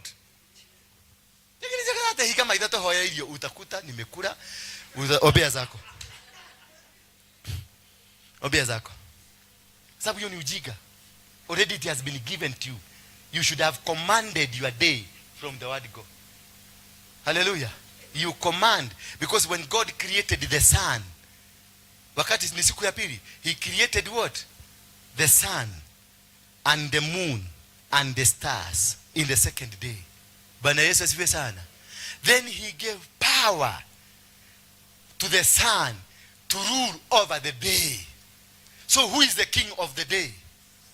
Command him. Command the sun. Speak to the sun. Toka ije uogeleshe sun. Waambie wewe jua. Najua wewe ndio mtawala. Najua wewe na nimeenda kupada mahidi. Hii mahidi nimepada, usiichome. Umesikia? Umesikia jua?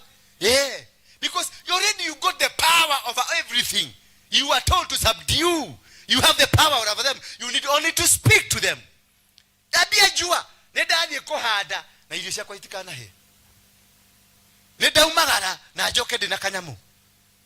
You command the sun. You don't just say baba ninakuomba yeke baba ya ya baba baba baba baba ya ya ya ya ya ya. What's your nyogoroki? You need a psychiatric doctor to come and help you. The sun is the ruler of the day. Hallelujah. Then he gave another light to who? To the moon. And then he gave power to the moon to rule over the night. Speak to that moon. Mwambie mimi naenda kulala. Na dikwenda roho yako na italiho. Yes. Dikwenda gukira roho yako na tenevire. Na igwa mweli todo the moon is watching over you. Because he is the ruler of the night. Speak to the moon. Mwambie wewe kiongozi. Sikiliza. Wewe ni kiongozi na mimi ni kiongozi. Tuheane iteo. Ndugathukie irio ciakwa. Na arogi matigoke gwakwa. Na itirana simatigoke gwakwa.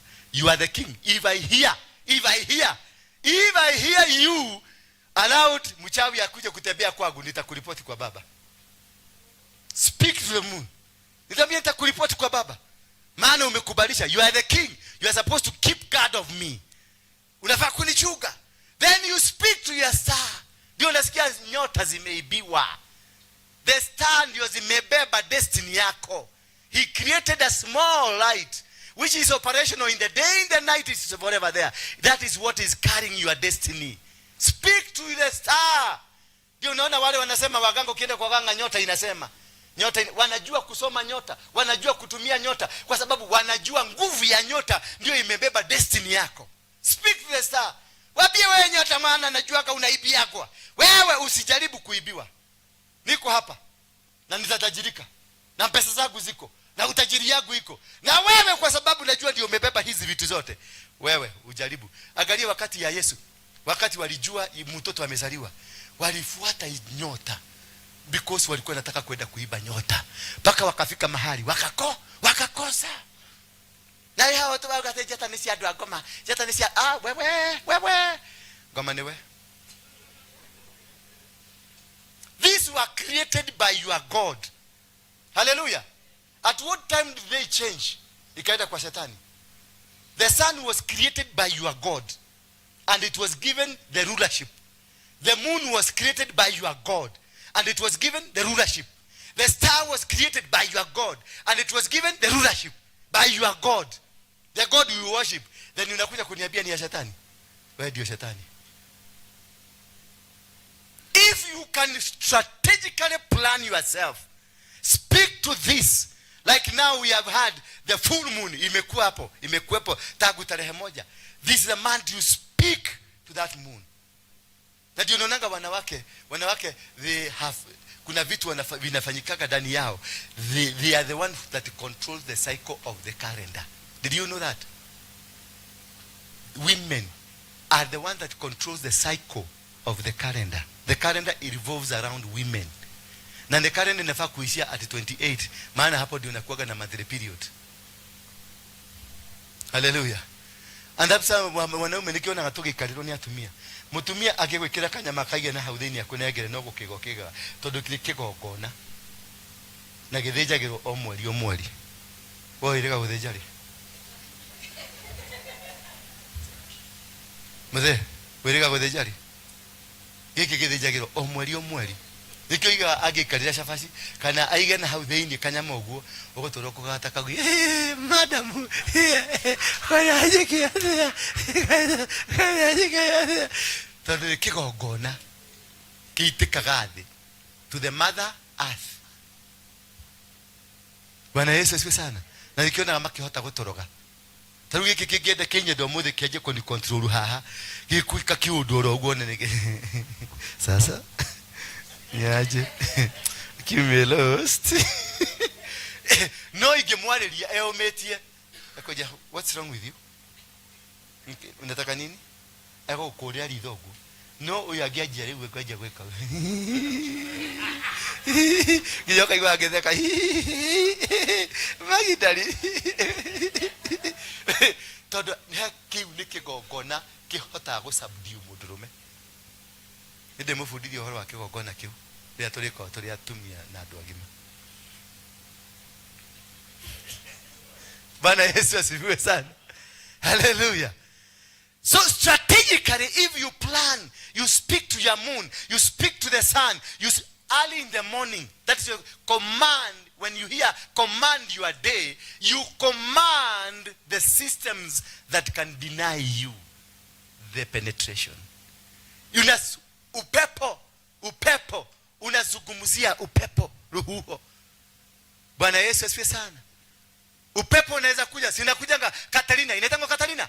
Ilitwa Katarina. Ile ilikuja ikang'oa manyumba, ikaua watu. Ile nyingine ikakuja. Maana ni upepo, inaweza kukuja, inasikia.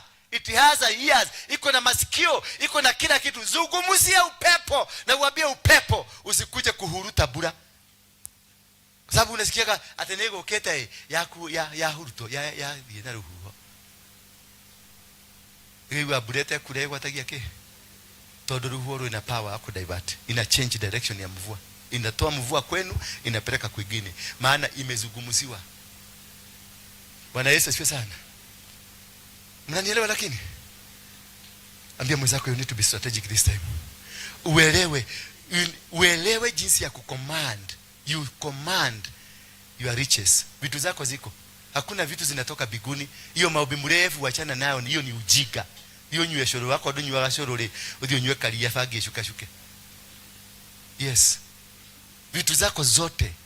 God created man in his own image, in his character. And he gave him dominion, and he told him to subdue. He told you hit him, nimekupatia wanyama, ndege, miti na kila kitu. Everything that exists on earth, it is in your hands. Now, kelele mingi ni ya nini? Na amekupatia, na amesema and he bless you. Now it is for you to identify what could be the problem that is causing me not to access. Because umepatiwa property, umepatiwa pesa, umepatiwa kila kitu, lakini now you don't have the access ya hizi vitu. What could be the reason? Why are you doing businesses and the businesses are not working? Why is your family not successful? Why am I doing this? Why is my marriage not working? There is a denial. Kuna password hujaielewa. Kuna kitu kinakuzuia, kuna kitu kimesimamishwa mahali, na hiyo kitu kimesimamishwa mahali, you rediscover it from your genealogy. Bwana Yesu asifiwe sana. Can you give me Deuteronomy chapter number 12? You get it from genealogy. You understand what could be the reason I am suffering. What could be the reason I am facing the challenges I'm facing the challenge. Because already God has blessed me. Already God has given me. Already God has given me power to subdue. Already God has given me power to dominate. What could be the problem? These are the statues. This is the time the children of Israel walikuwa wanarudiwa, wanaenda Kanani, lakini wakaambiwa kule Kanani mnaenda kuna kuzakuwa na matatizo, kwa maana kuna kitu kilikuwa kinaendelea huko. Na akamwambia Mungu, akawaambia, these are the statues. God is still speaking. These are the statues and the ordinances which you shall observe to do in the land which Jehovah, the God of thy fathers, has given thee to possess it. So God has given you a land to possess, but kuna vitu anataka uende ufanye huko. Hallelujah. God has given you the power. Mungu amekupatia dominion. Amekwambia ukwe usubdue. He has given you everything. But again, the same God is telling you, when you reach there, ufanye hivi. Tupatie Kiswahili tafadhali, hawa mama wanateseka. Huyu msee ananiangalia na macho baya. Mimi sikukwambia usisome baba. Wathire kurwa bara cia mau one nduri kanyamu ke ndoke thomo duoni mago tunyire gutire matagwekire ndago thomithirie tutigana maundu macio. Yafuatayo ni masharti. Sema nini? Masharti. Sio kitu ya hivi, ni masharti. Hakuambia ati akwambia ukifika huko unaweza kufanya hivi, unaweza kwenda hivi, unaweza kuwa, hapana, ni masharti. Anakupatia masharti. Ni Mungu. Hello, yule Mungu aliyekupatia dominion sasa ndio huyu bado anakupatia masharti. Ya nini? Na kupatia masharti na maagizo ambayo mtayatimiza katika nchi ambayo Mwenyezi Mungu wa babu zenu amewapa muimiliki. Mungu ashakupatia ardhi ya kumiliki, lakini kwa masharti. Haleluya. amekupatia masharti, yani amekupatia ardhi, amekupatia kila kitu, lakini kwa masharti. Masharti gani hayo? Anasema na amewapa mmiliki siku zote za maisha. Kwa hivyo ukikosa kufuata masharti, the same amesema siku zenu za maisha yote, utaishi kwenye umaskini siku zako za maisha yote, because you never addressed the masharti. When you start a business, you have to address the masharti. When you start a family, you have to address the masharti. When you start a ministry like this one, you have to address the masharti. Bwana Yesu asifiwe sana. You will struggle. I have struggled here for 1.5 years hapa kwa sababu ya kutotii masharti, ya kutofuata masharti. Maana nilienda kutafuta marafiki wakuja tufugue ministry na wao, na Mungu hakuwa anataka hivyo. Mungu alikuwa ananiambia nenda ufugue, nitakuletea watu. Mimi nikaambia Mungu nenda Dubai, nitakuja huko, tutakutania Dubai. Wacha nitafute watu. Nikatafuta my best friends wakuja tusaidiane kujenga ministry. Mungu naye akaenda Dubai. Alienda, anasikiaga Mungu anakuaga na masikio. Alienda Dubai. Na alipoenda Dubai alizima mpaka simu ile tulikuwa tunajua. Akaachia kale kama mama, mteja unayemtafuta hapatikani kwa sasa. Sasa huko tu ndogo kukatura kukaka haraka bosekea yeteterere bosayandoro yekayando bosekaya kakakare ya baba. Sasa nikaulizwa na mtu mmoja, msemo mwingine alikuja hapa, nedo isho kuga no hata kudaurira. Mimi sikamwambia siwezi, ndogetige kuhoya mahoya ma muthemba ucio tondu macio ti mahoya, ucio ni ugoroki. Because you need, if you are speaking in tongue, it's supposed to be interpreted. Sio kupiga makelele kakantoro kototo cha chandala baba. Ni nini hiyo? Na nokora hiyo kiragado mimi ne morogi degedalia naona fikiria ni lugha ati naongea kwa lugha na unaokiambia watu muda jana tumeomba gata nikathire kinya na kuuda ne kwehutia ugaga fasting. Hiyo inataka starvation, starving yourself. That is not fasting. If you are not understanding the kind of prayers you are doing, you are wasting your time. You are a witch. Wewe ni mchawi. Abia mwenzako acha uchawi. Muangalie kwa macho. Muangalie kwa macho. Witches are in charge because you fail to understand character of God, the systems of God. The moment you fail to understand God, you become a witch. Because now you become speculative.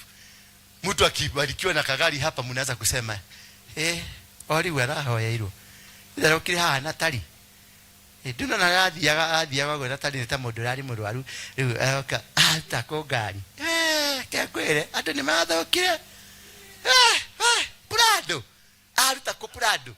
Yani you are worshiping God who can never provide you with a Prado. No way. You are worshiping a God who can never give you land. You are worshiping God who can never give you $1 billion in your account. No, that is what we call the formation of witchcraft in a church. Because you don't believe that your God can do it. Then why are you doing in the church? Ati Mungu ni wa maskini. Mutheni wa Ngai aturagio ni Ngai. Kiakwira mukageria kuina rwimbo ruu guku. Takugonga hiyo kichwa yako ipasuke. Gutire mutheni wa Ngai. Kuna mimi si mutheni. Kama wewe ni mutheni kwenda ukae na udheni yako. Hapa sitaki mutheni. I don't want a poor person. My God is rich. My God is rich. If you are not going to drive, even if it's inaitwa hii kisululu. Kabaiskeli. Kama by December doko na muthikiri haha othie pio ndikwenda gukureithia ringi. I don't have a meaning in your life. I don't have a meaning in your life. God is a God of prosperity. That is why he's given you a blessing to go and prosper. Usikuje kuambia na Mungu ati lakini usikuje kupiga magoti hapa utafute Mungu hapa ya kununua gari. Gari inanunuliwa. Hakuna ati inua mikono, hebu inueni mikono yenu juu. Hebu inueni tafadhali, inueni. Inua tu tafadhali, inua vizuri. Inua mkono wako hapo, kuna muujiza inashuka. Naona Prado inashuka. Prado inatoka wapi jamani? Prado inatoka wapi jamani?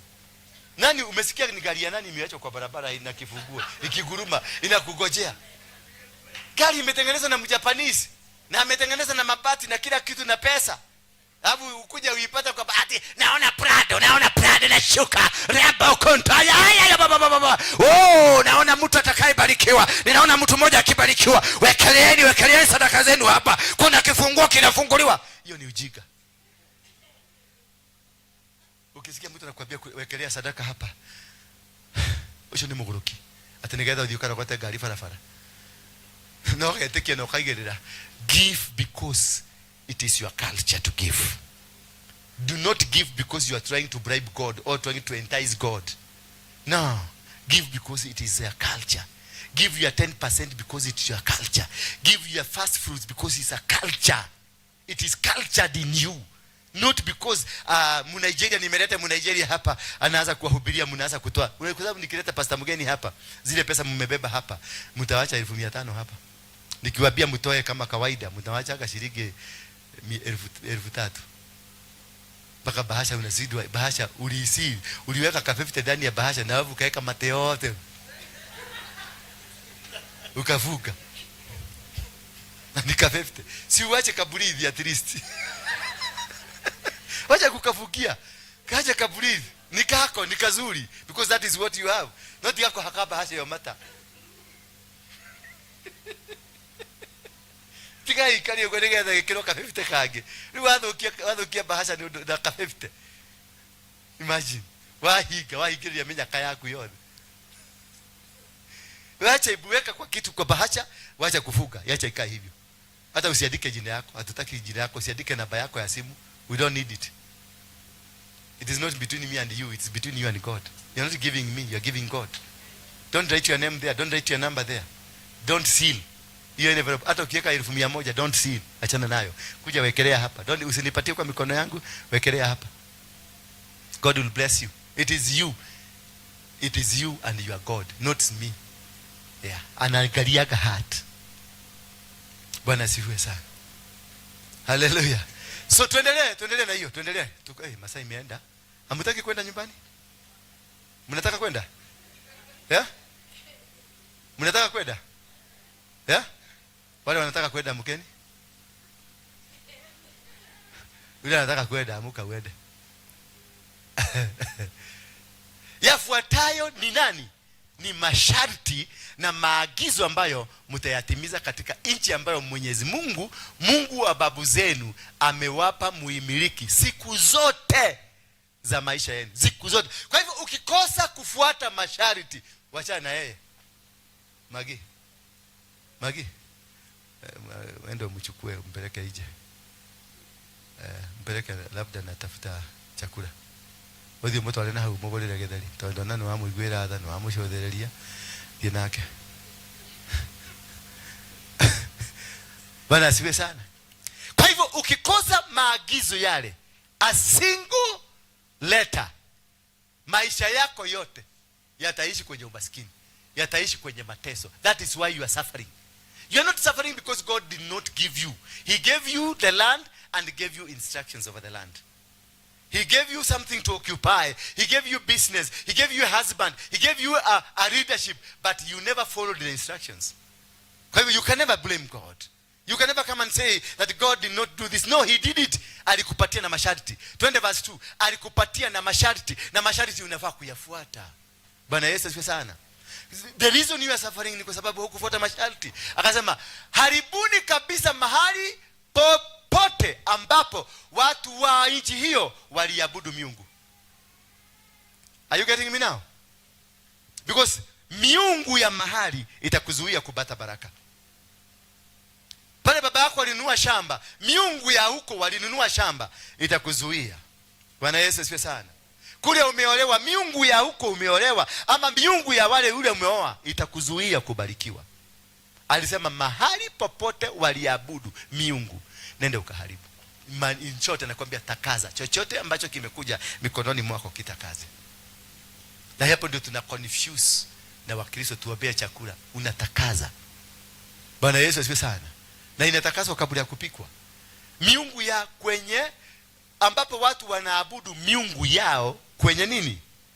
Kwenye milima. Kwa hivyo kuna sehemu specific you must identify. Ndio tunaambiwa tufanye kitu inaitwa spiritual mapping. Ukinunua shamba, ukinunua kaplot, nenda ulisia historia hapo. Nani alikuaga mwenyewe?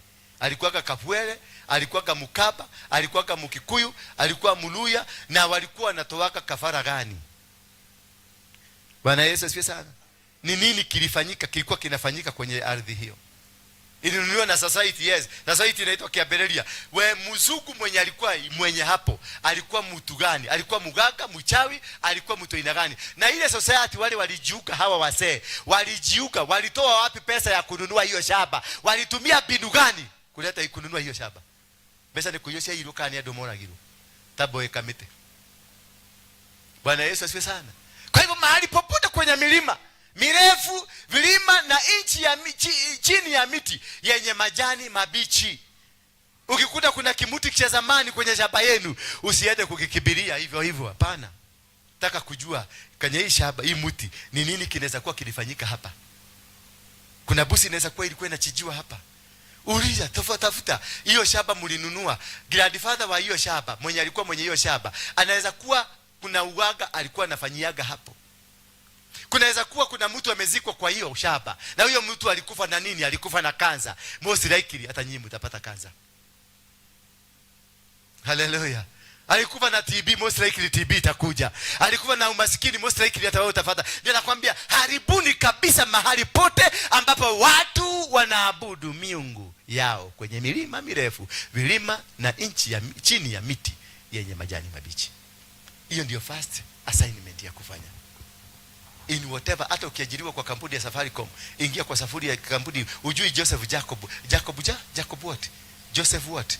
Wale walianzisha, who they were, Vodacom, you need to know who they were. The first shareholders akina Moi na wengine walifanya vitu gani? Bwana Yesu asifiwe sana. Umeajiriwa hapa kwa hii kanisa, understand this church, understand wanainuaga madhabahu gani, ndio uanze kufanya kazi hapa.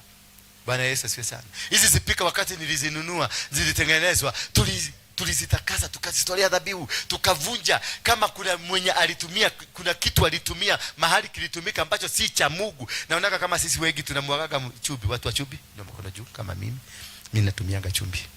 Watu wa chumvi ndio mkono juu. Niwafundishe kitu hapa. Inua tu mkono nikufundishe. Wacha upuzi. Inua mkono. Watu wote hapa nyinyi watu wa chumvi, warogi. Hizo wote tokelea rogi ya chumvi.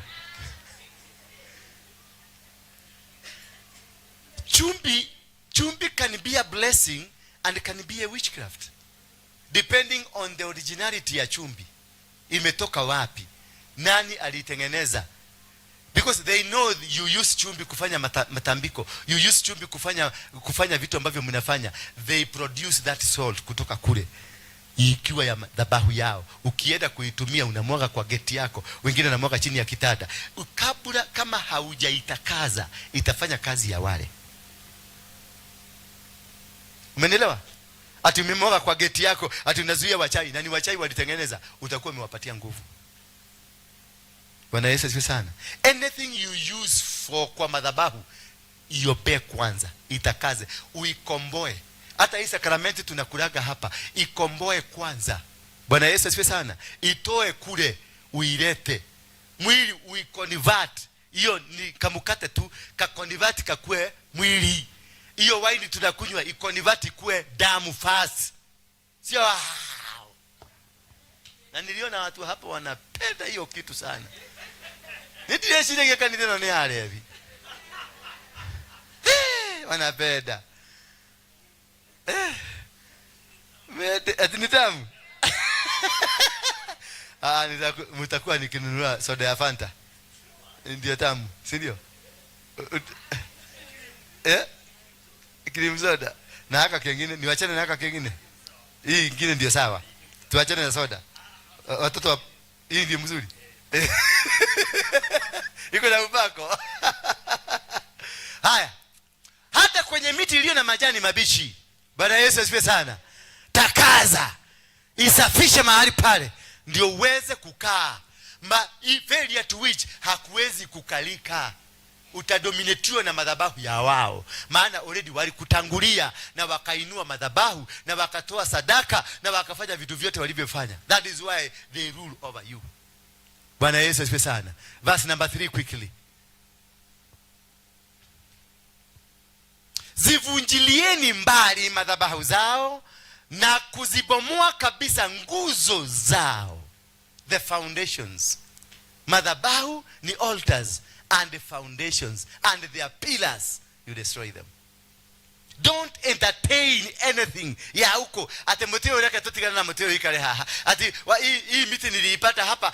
Hapana. Kama hauwezi kuikata itakaze. Ibadilishe, ikutimukie, ikue yako. Ikue kwa chini ya madhabahu yako. Ibadilishe. Maana hujui aliipanda siku gani. Labda hapo chini modo akiwa mimi nataka kuchomwa na akachomwa, wakabeba hiyo jivu, kumbe ndio hiyo jivu iko hapo. Sasa nasema mtio majoka ni hotoka kuhuruka. Toka kumbe spirit ya huyo mtu amekufa. Na alikufa na kansa. Ukikaa kidogo unasikia mtoto wako ako na kansa, ama wewe umeshikwa na kansa, kwa sababu you are operating under the spirit hiyo ya huyo mtu. Ndio unasikiaga watu wengine wanaendaga kwa makaburini kwenda kuchukua anointing. Na kukuroga pia, kama mtu nikitaka kukurushia sasa wewe ugojeke kansa, nitaenda kwa makaburi. Wale wachawi wanafanyanga hivyo, anaenda kwa kaburi ya mtu alikufa na kansa, anachukua hiyo mchaga, anaizungumzia, anakurushia. Utagojeka? Utagojeka. Ndio nabio zungumzia. Nenda kwa hiyo vitu. Badilisha. Be strategic. Whatever that you, hata hiyo nguo umevaa, be strategic to it. Kuna zingine zimetengenezwa chini ya maji. Hizi mnajipaka hapa. Mliona tattoo venye ile kitu inatengeneza tattoo? Ni nini? Ni nini? Watu wa tattoo? Uko na tattoo? Nani yako na tattoo hapa? Nikuonyeshe. Tuonyeshe, si mbaya, ni mzuri tu. Ni wewe. Tattoo inatengenezwa, hawa watu wanachomwa. Mmenielewa? Hawa watu wanachomwa, hiyo jivu ndio inatengeneza component ambayo inatengeneza tattoo. Ndio unawekagwa, ukiwechorwa nyoka unaanza kubehave kama nyoka. It is a product of a human's ash. Wale watu wanachomwa, wanaendaga wanachukua hiyo wanachanganya na chemical zingine, ndio ina produce chemical ya tattoo. Umenielewa sasa? So sasa bibi ako na tattoo hapa, ako na tattoo hapa, ako na tattoo hapa, ako na tattoo. Na zote ni manyoka na crocodile, na zingine ni scorpion, ziko zina. Ukiingia kwa nyumba unasikia stick. Unashirokera mama. Ndio daru muhaha. Kumbe ni mama amekuduka. Na ukiingia kwa nyumba unatuduya kama maji yaliyo kwa mtungi. Maana ashakuduka. Maana ni scorpion. Bwana Yesu asifiwe sana. Esese, kwani uko nayo? Asese, uko nayo? Pole sana. Pole sana. Zivunjilieni mbali madhabahu zao na kuzibomoa kabisa nguzo zao. Ziteketezeni kwa moto sanamu zao. Watu wa Maria. Haleluya. Mama Maria, salama Maria, tuambie sisi wakosefu. Bwana Yesu asifiwe sana. Teketeza sanamu hizo.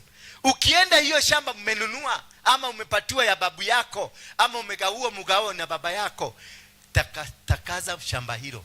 Ling'oe kutoka kwa baba yako. Maana hujui kama baba yako alinunua hiyo shamba, ama ni madhabahu gani alifanya nayo, ama ni kafara ngapi amefanya kwa hiyo shamba. Enda uitakaze, uichukue kutoka kwa mikono yake, uilete kwako, ndio ikupatie mazao. Maana usipofanya hivyo, na hiyo shamba inatabua baba. Maana yeye ndiye alitoa dhabihu ya hiyo shamba. Mutabehave kama baba. Kama baba yako alikufa kwa umaskini, hata wewe utakufa kwa umaskini. Maana madhabahu inayoogea huko ni ya umaskini. So you must disconnect completely from madhabahu ya baba yako. That is Ezekiel chapter number 16 from verse 1. Son of man, cause Jerusalem to know, to understand the abominations that are around her. Bwana Yesu asifiwe sana. Ashera na kuzikatakata sanamu zao na za kuchonga na kufutilia mbali jina lao na mahali hapo. You must change the name. The name iko na nguvu. Ukinunua plot ibadilishe jina ya hapo, iite jina ingine. Bwana Yesu asifiwe sana. Because unaona Kenyatta family wanatutawala Kenya hii. Because utaenda unakuta Kenyatta Conference Center, Kenyatta Avenue, unaenda Uhuru Highway, Uhuru Park, Uhuru Garden, Mama Ngina, Mawati, kila mahali. Mashule ni Kenyatta, ukienda wapi ni Kenyatta, Jomo Kenyatta the gate ni Kenyatta, ukienda kila. That's why they dominate us. Because ni madhabahu zao waliinua kupitia kwa majina. Ndio nakuta saa hii Uhuru anafaa kwenda Mirara nyumbani. Sasa tunaweza kuwa Uhuru niwe watu honokia na niwe watu ikirie tena inyo. Kama hii shida tunapitia ni Uhuru. Kwa sababu ya kujipenda, akitaka kupatia Raila. Na yeye baba yake ndiye alituambia tusiwahi kuchagua familia ya Raila. Yeye tena akatuletea takataka hii. Sasa na sisi tukaenda kuingine. Si uchawi ni maombi. Si uchawi ni maombi. Sasa imegeuka ni uchawi si maombi. Ni uchawi. Hata Kasongo masiko. Kasongo kuenda ni Uhuru kwanza aende. Can I tell you? Kasongo kuenda ni Uhuru kwanza aende. Maana Kasongo ni madhabahu ya Uhuru. Walienda pale Gadesha Farm. Wakaenda wazee wa Kalenjin na wazee wa Kikuyu, wakakaa pamoja, wakainua an altar. Kisha wakashikanishwa Uhuru na Ruto. Wakaenda Afuraha. Hawa wazee wamefanya kazi yao. Wakaenda Afuraha, wakakuta kina Wairimo, akina Waroike na wengine mahuja huko. Naye Uhuru akatoa kofia yake, akaweka Ruto, na Ruto akamweka asema yangu 10 na yako 10. So ufalme wa Ruto is under the guidance of Uhuru Kenyatta. As long as Uhuru is existing, Ruto cannot go anywhere. Lazima 10 itimike. Ndio uliona wakati Uhuru aligeuka akasema mimi sitaki huyu, Ruto alishida. Bila serikali, bila nini, agwabo alikuwa huko, system ilikuwa huko, kila kitu zilikuwa huko, pesa zilikuwa huko, hata kuiba kulikuwa huko, lakini bado Ruto aliwashinda because there is a conversion. Kuna maneno ilinenwa Afuraha na kuna matambiko yalifanyika Gadesha Farm. That now ni mfereji moja, si mfereji mbili, ni mfereji moja inaitwa Uhuruto. So Uhuru asipokufa, na sisemi ya kufe, Ruto atakuwa president. Maana ana drain blood kutoka kwa Uhuru. Ana drain blood kutoka kwa Uhuru. Ndio naona Kenya akiamuka Ruto anaanza kubabaika. Si unaona Uhuru akiamuka kwanza kuongea, Ruto anaanza kusema alistaafu, aende akae nyumbani, aende afanya nini? Sasa wanaanza kugeuka nasema tunataka afadhali wa Monyoro. Lakini wa Monyoro pia ni damu ya nani? Ya Uhuru. Wa Monyoro alikuwa anafanya ni PA wa Uhuru. Ndio tulikuwa tunafanya na yeye hapa KICC tukiwa akiwa PA wa Uhuru. Mali yote ile pesa wa Monyoro ako nao ni ya Uhuru. Ni product ya Uhuru. Alafu tena ni mtoto ya Moi. Wa Monyoro ni mwana wa Moi. Gosiara. Ti political gosiara. Ruto ni mwana wa Moi gosiara.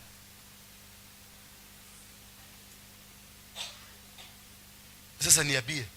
Naye Moi aliweka madhabahu yake pale Uhuru hapa Serena hapo chini na akasema atatawala IGE for 100 years. Na hamujafanya kitu kukazo hiyo. Alafu mnasema ati kutakuwa leji. Siku ile tulienda Eldoret wangapi? Wala tulienda Eldoret kufanya kuvuja madhabahu huko. Tulipovuja madhabahu ya Eldoret it was on a Sunday. Monday Ruto alikuwa kwa Uhuru. Alienda sasa Ishaweli. Niulize huyu mtu walikuwa hawaongei? Hawao nani alipiga mlango gani ndiye akaenda Ishaweli? Can you tell me? Niambie. Tutiragia nawe, tutirega kwaria nawe na hatuongeagi na hatupendani hata kidogo. Lakini jamaa aliamuka asubuhi na busi 12 akaenda akakuta gate na kupiga atong milango ikafunguliwa. Ni nani? Ni Ruto. Uhuru akakuja akada how are you? Mundu tutaragia amenyiri ate Uhuru emushi. Acha kucheza akili. Wakati tulikata hiyo madhabahu kule alikibia huko na busi 12 kurudisha madhabahu. Na kwa sababu madhabahu hiyo ya ufalme ya uhuru ilitengenezwa on the foundation ya nini? Ya damu ya wale watu tulikufa. Wale watu walikufa Naivasha, wale watu tulikufa Eldoret. Hiyo kwa sababu wakati walishikana kwa sababu tulikuwa tumepigana na tukabiana hatutapigana tena. Kwa hivyo msingi na foundation ya ufalme ya Ruto ni damu iliyomwagika. Ndio unaona hata ufalme ya Ruto lazima damu ikimwagika ndio ikue. Ndio Jesse lazima wangekufa ndio tuendeleze. Kukufa kwa Jesse, it was the benefit to Ruto. Nyinyi ndio mliwota, mlimwagilia maji ya ufalme. Ndio unaona kalirudi sasa kakiwa tunasikia kanasema maneno mpaka kana dhioma. Hallelujah. Housing. Ogia ataenda katika jina la Yesu. Wa Munyoro, Ruto na Uhuru na Raila one and one. Labda kutokea kitu kingine mpya. Na kitu iko na Mungu mkubwa. Ndio hiyo madhabahu yaguke. Otherwise then bila break. No muawe helile. Main moferedi main. Watu ikana maene maniara. Mnanielewa? The main tap ikikatika mfereji itakauka. Tuko wapi?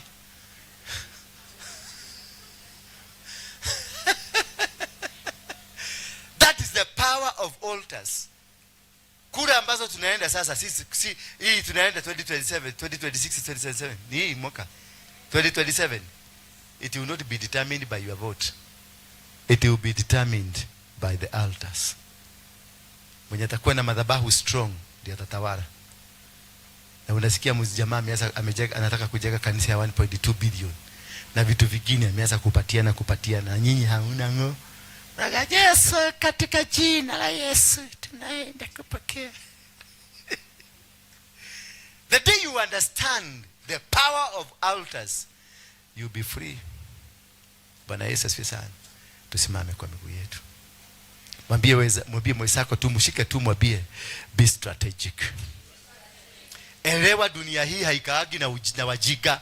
Mwambie hivyo. Mwambie elewa dunia hii hii mwaka si ya wajiga. You need to be strategic. You need to plan. You need to understand what can hinder you. Vitu vyote ambavyo vinaweza kukuzuia kufaulu, you need to deal with them.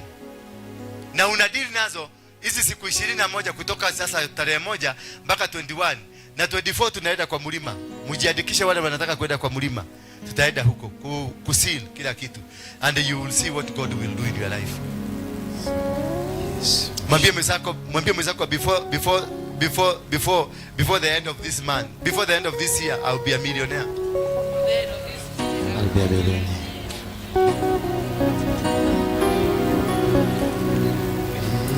Nilisema mtu akiingia kwa mlango anapatiwa bahasha yake. Mnanielewa? Patianeni haraka na siku nyingine msipatiane hivyo.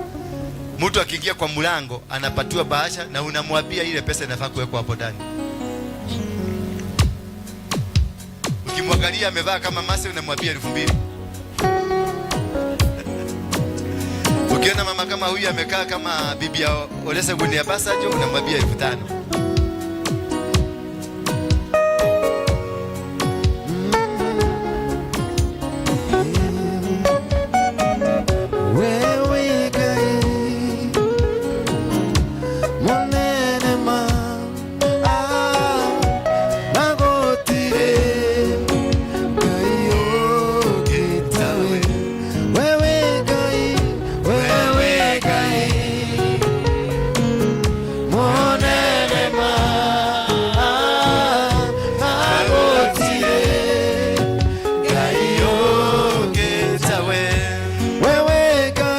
Kwa miguu yetu wana uwezo.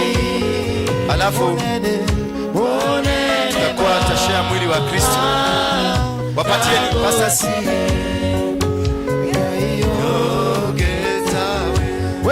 Leteni sadaka zenu. Simama hapa. Simama hapa wewe. Simama tu hapa. Akileta sadaka anachukua. Weka sadaka yako hapo ukichukua. Weka sadaka yako hapa. Peleka huko.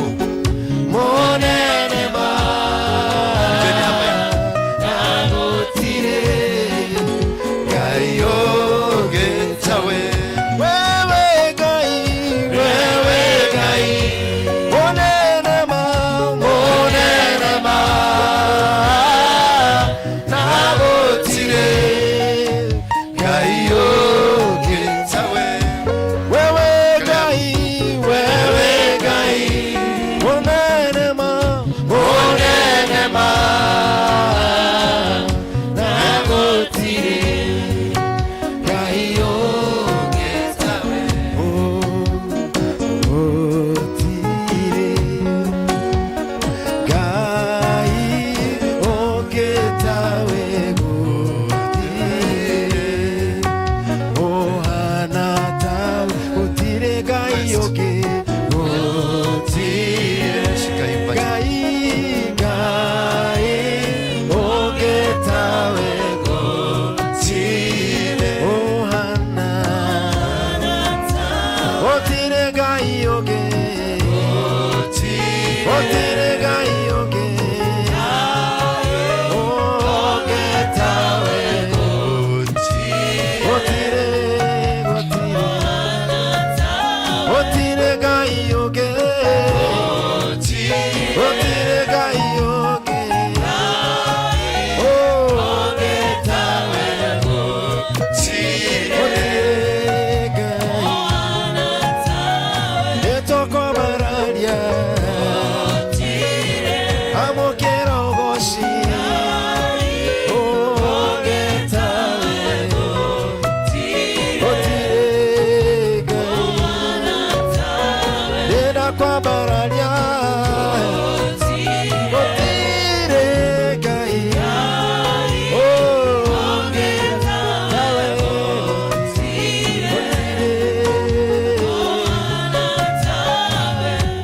Jehovah nenda kwa bararia nenda kwa bararia Jehovah nenda kwa bararia Oh Jehovah nenda kwa bararia nenda kwa bararia Jehovah nenda kwa bararia Jehovah amokero goshi Jehovah amokero goshi Oh Jehovah nenda konene ya gai Oh Jehovah nenda konene Oh Jehovah niene kwedete gai niene kwedete Jehovah niene kwedete Hawa muna wajasiri. Oh Jehovah Mkiwa jasiri. tiretawe tawe Thank you. Thank you. Huyu amechukua Biblia yangu tena kwa nini?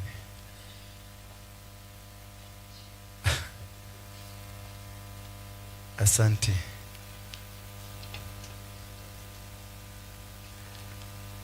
Tunataka wewe maliza uende. Nini? Si uwapelekea haraka haraka. Kuna mtu hana sakramenti? Kuna mtu hajapata? Uko nyuma. Kujia hapa mbele, kimbia.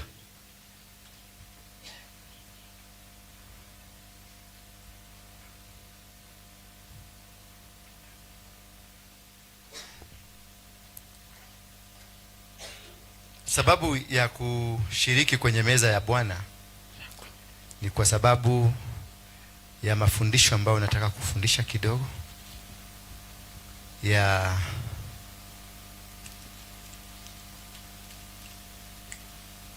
hapa. Hawajapata asensi, hajapata ya kutosha.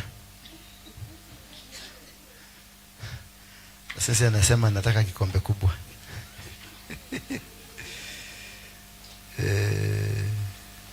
Ezekiel chapter number 3 verse 1.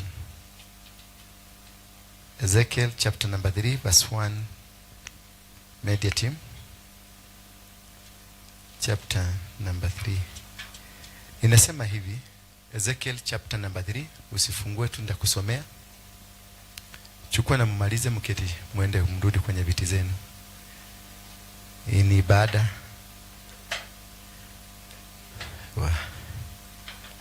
Leo leo udie. Sasa inasema hivi, Ezekiel chapter number 3 verse 1, and he said, akaniambia, wewe mtu, kula unachopewa, kula kitabu hiki, kisha uende ukawaeleze Waisraeli. Namba 2, kwa hiyo nilifumbua kinywa changu, naye akanilisha hicho kitabu. 3, halafu akaniambia, wewe mtu, kula kitabu hiki ninachokupa, ujaze tumbo lako. Basi nilikula kitabu hicho, nacho kikawa kitamu mdomoni kama asali. 4, kisha akaniambia, wewe mtu, waendee Waisraeli wakawaambie maneno yangu. 5, sikutumi kwa taifa lenye lugha ngeni na ngumu, bali kwa Waisraeli. 6, sikutumi kwa mataifa mengi yenye lugha ngeni na ngumu ambayo haifahamu, kwani ningelikutuma kwa watu kama hao, hakika wao wangekusikia. 6, lakini Waisraeli hawatakusikiliza, kwani hawana nia ya kunisikiliza mimi. Watu wote wa Israeli ni wenye kichwa kigumu na moyo mkaidi. The reason alimwambia atafune kile kitabu is a covenant. He was speaking about the covenant that I'm sending you this year. I know this year will be difficult. I know this year will have challenges.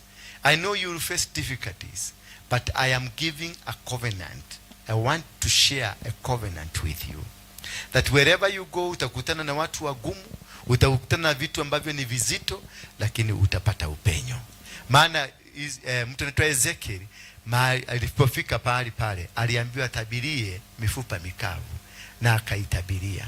Sasa unapokunywa, hiyo ni damu ya Yesu, na megeuza imekuwa damu ya Yesu na mwili wa Yesu. Wacha chochote utakachokumbana mwaka huu kigumu kiwe rahisi. Amen. Mungu akutendee makubwa. Amen. Milango yako ilikuwa migumu kufunguka na ikafunguke. Amen. Njia zako zilikuwa zimebanwa na zikaweza kufunguliwa. Amen. Walikuwa wamekutesa na mateso yafike mwisho. Walikuwa wamekudharau na madharau yafike mwisho. Walikuwa wamekuchallenge na challenge zimefika mwisho. Katika jina la Yesu Kristo, unapokunywa damu hii ya Yesu Kristo, na maisha yako yakabadilike. Kama una ugonjwa na ukaondoke. Kama una tatizo la kiafya likaondoke. Kama kuna umasikini ukaondoke. Chochote utakacho kitaka, in the name of Jesus, you will get it. Because you have made a covenant with God. He will fight your battles. Now let's take together. Katika jina la Baba, la Mwana na Roho Mtakatifu. Amina.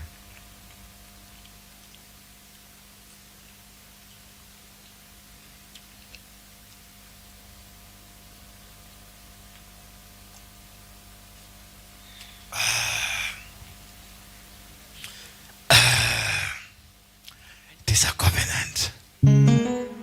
Father, we thank you. We give you glory. We worship you. You are the master of all masters. You are the king of all kings. We have made this day a covenant between us and you, that all our battles will be your battles. All our challenges will be your challenges. All our difficulties will be your difficulties. May you bless every path. We command the sun, we command the moon, we command the stars, we command everything that exists on earth, that it will yield to the plans of God upon our life. That the master planner, who is God, he has planned us to become victorious, to win and conquer, to be successful, to become victorious. In Jesus' name we pray. Amen. Somebody say amen. Amen. Amen. Worship him. It shall be permanent. It shall be permanent. The Lord has done for me. It shall be permanent. It shall be permanent. It shall... Baba, katika jina la Yesu Kristo, ninapokea dhabihu hii kama dhabihu takatifu kwa ajili ya kazi yako. Napokea fungu hizi za 10 na malimbuko na hata mavuno ya kwanza yametoka kwenye mifuko ya watu, kwenye mikono ya watu uliowabariki, na kuna wengine bado hawakupata na ukaweza kuwabariki. Ninawafungulia njia zao zote, ninawabarikisha kwenye njia zao, ninawafunikia kwa damu ya Yesu Kristo mipango yote watakaoifanya kwa kazi yao, na mahali popote atakapokanyagisha miguu yao wapamiliki, na kazi ya mikono yao ikabarikiwa, na vinywa vyao vikanene ushindi, na mahali popote watakuwa wakawe katika mahali patakatifu. Madhabahu yote ambayo imekuwa ikiwazuia wao kufaulu na ikasambaratike na ikavunjike. Sanamu zao, mifano yao, pilasi zao zote ninasambaratisha katika jina la Yesu Kristo. Watoto hawa na wabarikiwe, na pia wakipata wakishika kwa mikono yao, na iweka hivyo watakavyovipata kwa mikono yao kwenye ulinzi wa damu ya Yesu Kristo, visije vikakuliwa na nzige wala vikapotea. Pesa zozote watakazozipata zipate mafanikio ya kuendeleza, zikuwe na mavuno na mazao makubwa. Ukawaongoze wasije wakavamiwa na magonjwa wala jambo lolote ambalo linaweza kuwazuia mwaka huu wakafaulu. Baba, tumetangaza na tumekutangazia ya kwamba tunaomba tukifika tarehe kama hii mwaka ujao tutatangaza ushindi mkubwa tulioupata. Wabariki tunapoanza safari hii ya mwaka huu, Jumapili hii ya kwanza ya mwaka huu, ukawakumbuke milele na daima. Wakumbukie watoto wao, kumbuka kazi zao, kumbuka ndoa zao, kumbuka huduma zao, wafungulie milango yao. Hata nyumba hii Baba ukaweza kuikumbuka, na madhabahu haya ukaweza kuyakumbuka, na huduma hii ukaikumbuke, na mtumishi ukamkumbuke, na ukatusaidie na ukatufanikishe kwa malengo yako yote. Usikubali tena tukaingia kwenye mitego ya shetani, wala tukaweza kufunikiwa kwenye mipango ya kishetani, ila tusimame kwa nguvu zako, kwa mamlaka yako na kwa ushindi wako. Nishike mkono, maana Baba mimi ni mdhaifu, siwezi bila wewe, siwezi kuenda bila wewe. Angalia madhabahu iliyonizunguka, madhabahu ya mababu, madhabahu ya usherati, madhabahu ya watu ambao wanadai damu yangu. Baba, ukanishike tu mkono, ukanisaidie, maana bila wewe siwezi kuendeleza. Nipatie mafundisho yako peke yake, maana nimemeza agano lako, nisirudi nyuma, bali nitekeleze kazi kama vile ulimtuma Joshua akatekeleza kazi yako, akashinda, akavamia maeneo na akayashinda. Ukampatia mpango mzuri wa kushinda na akashinda, na kuomba ushindi kama wa Joshua, in Jesus name, amen.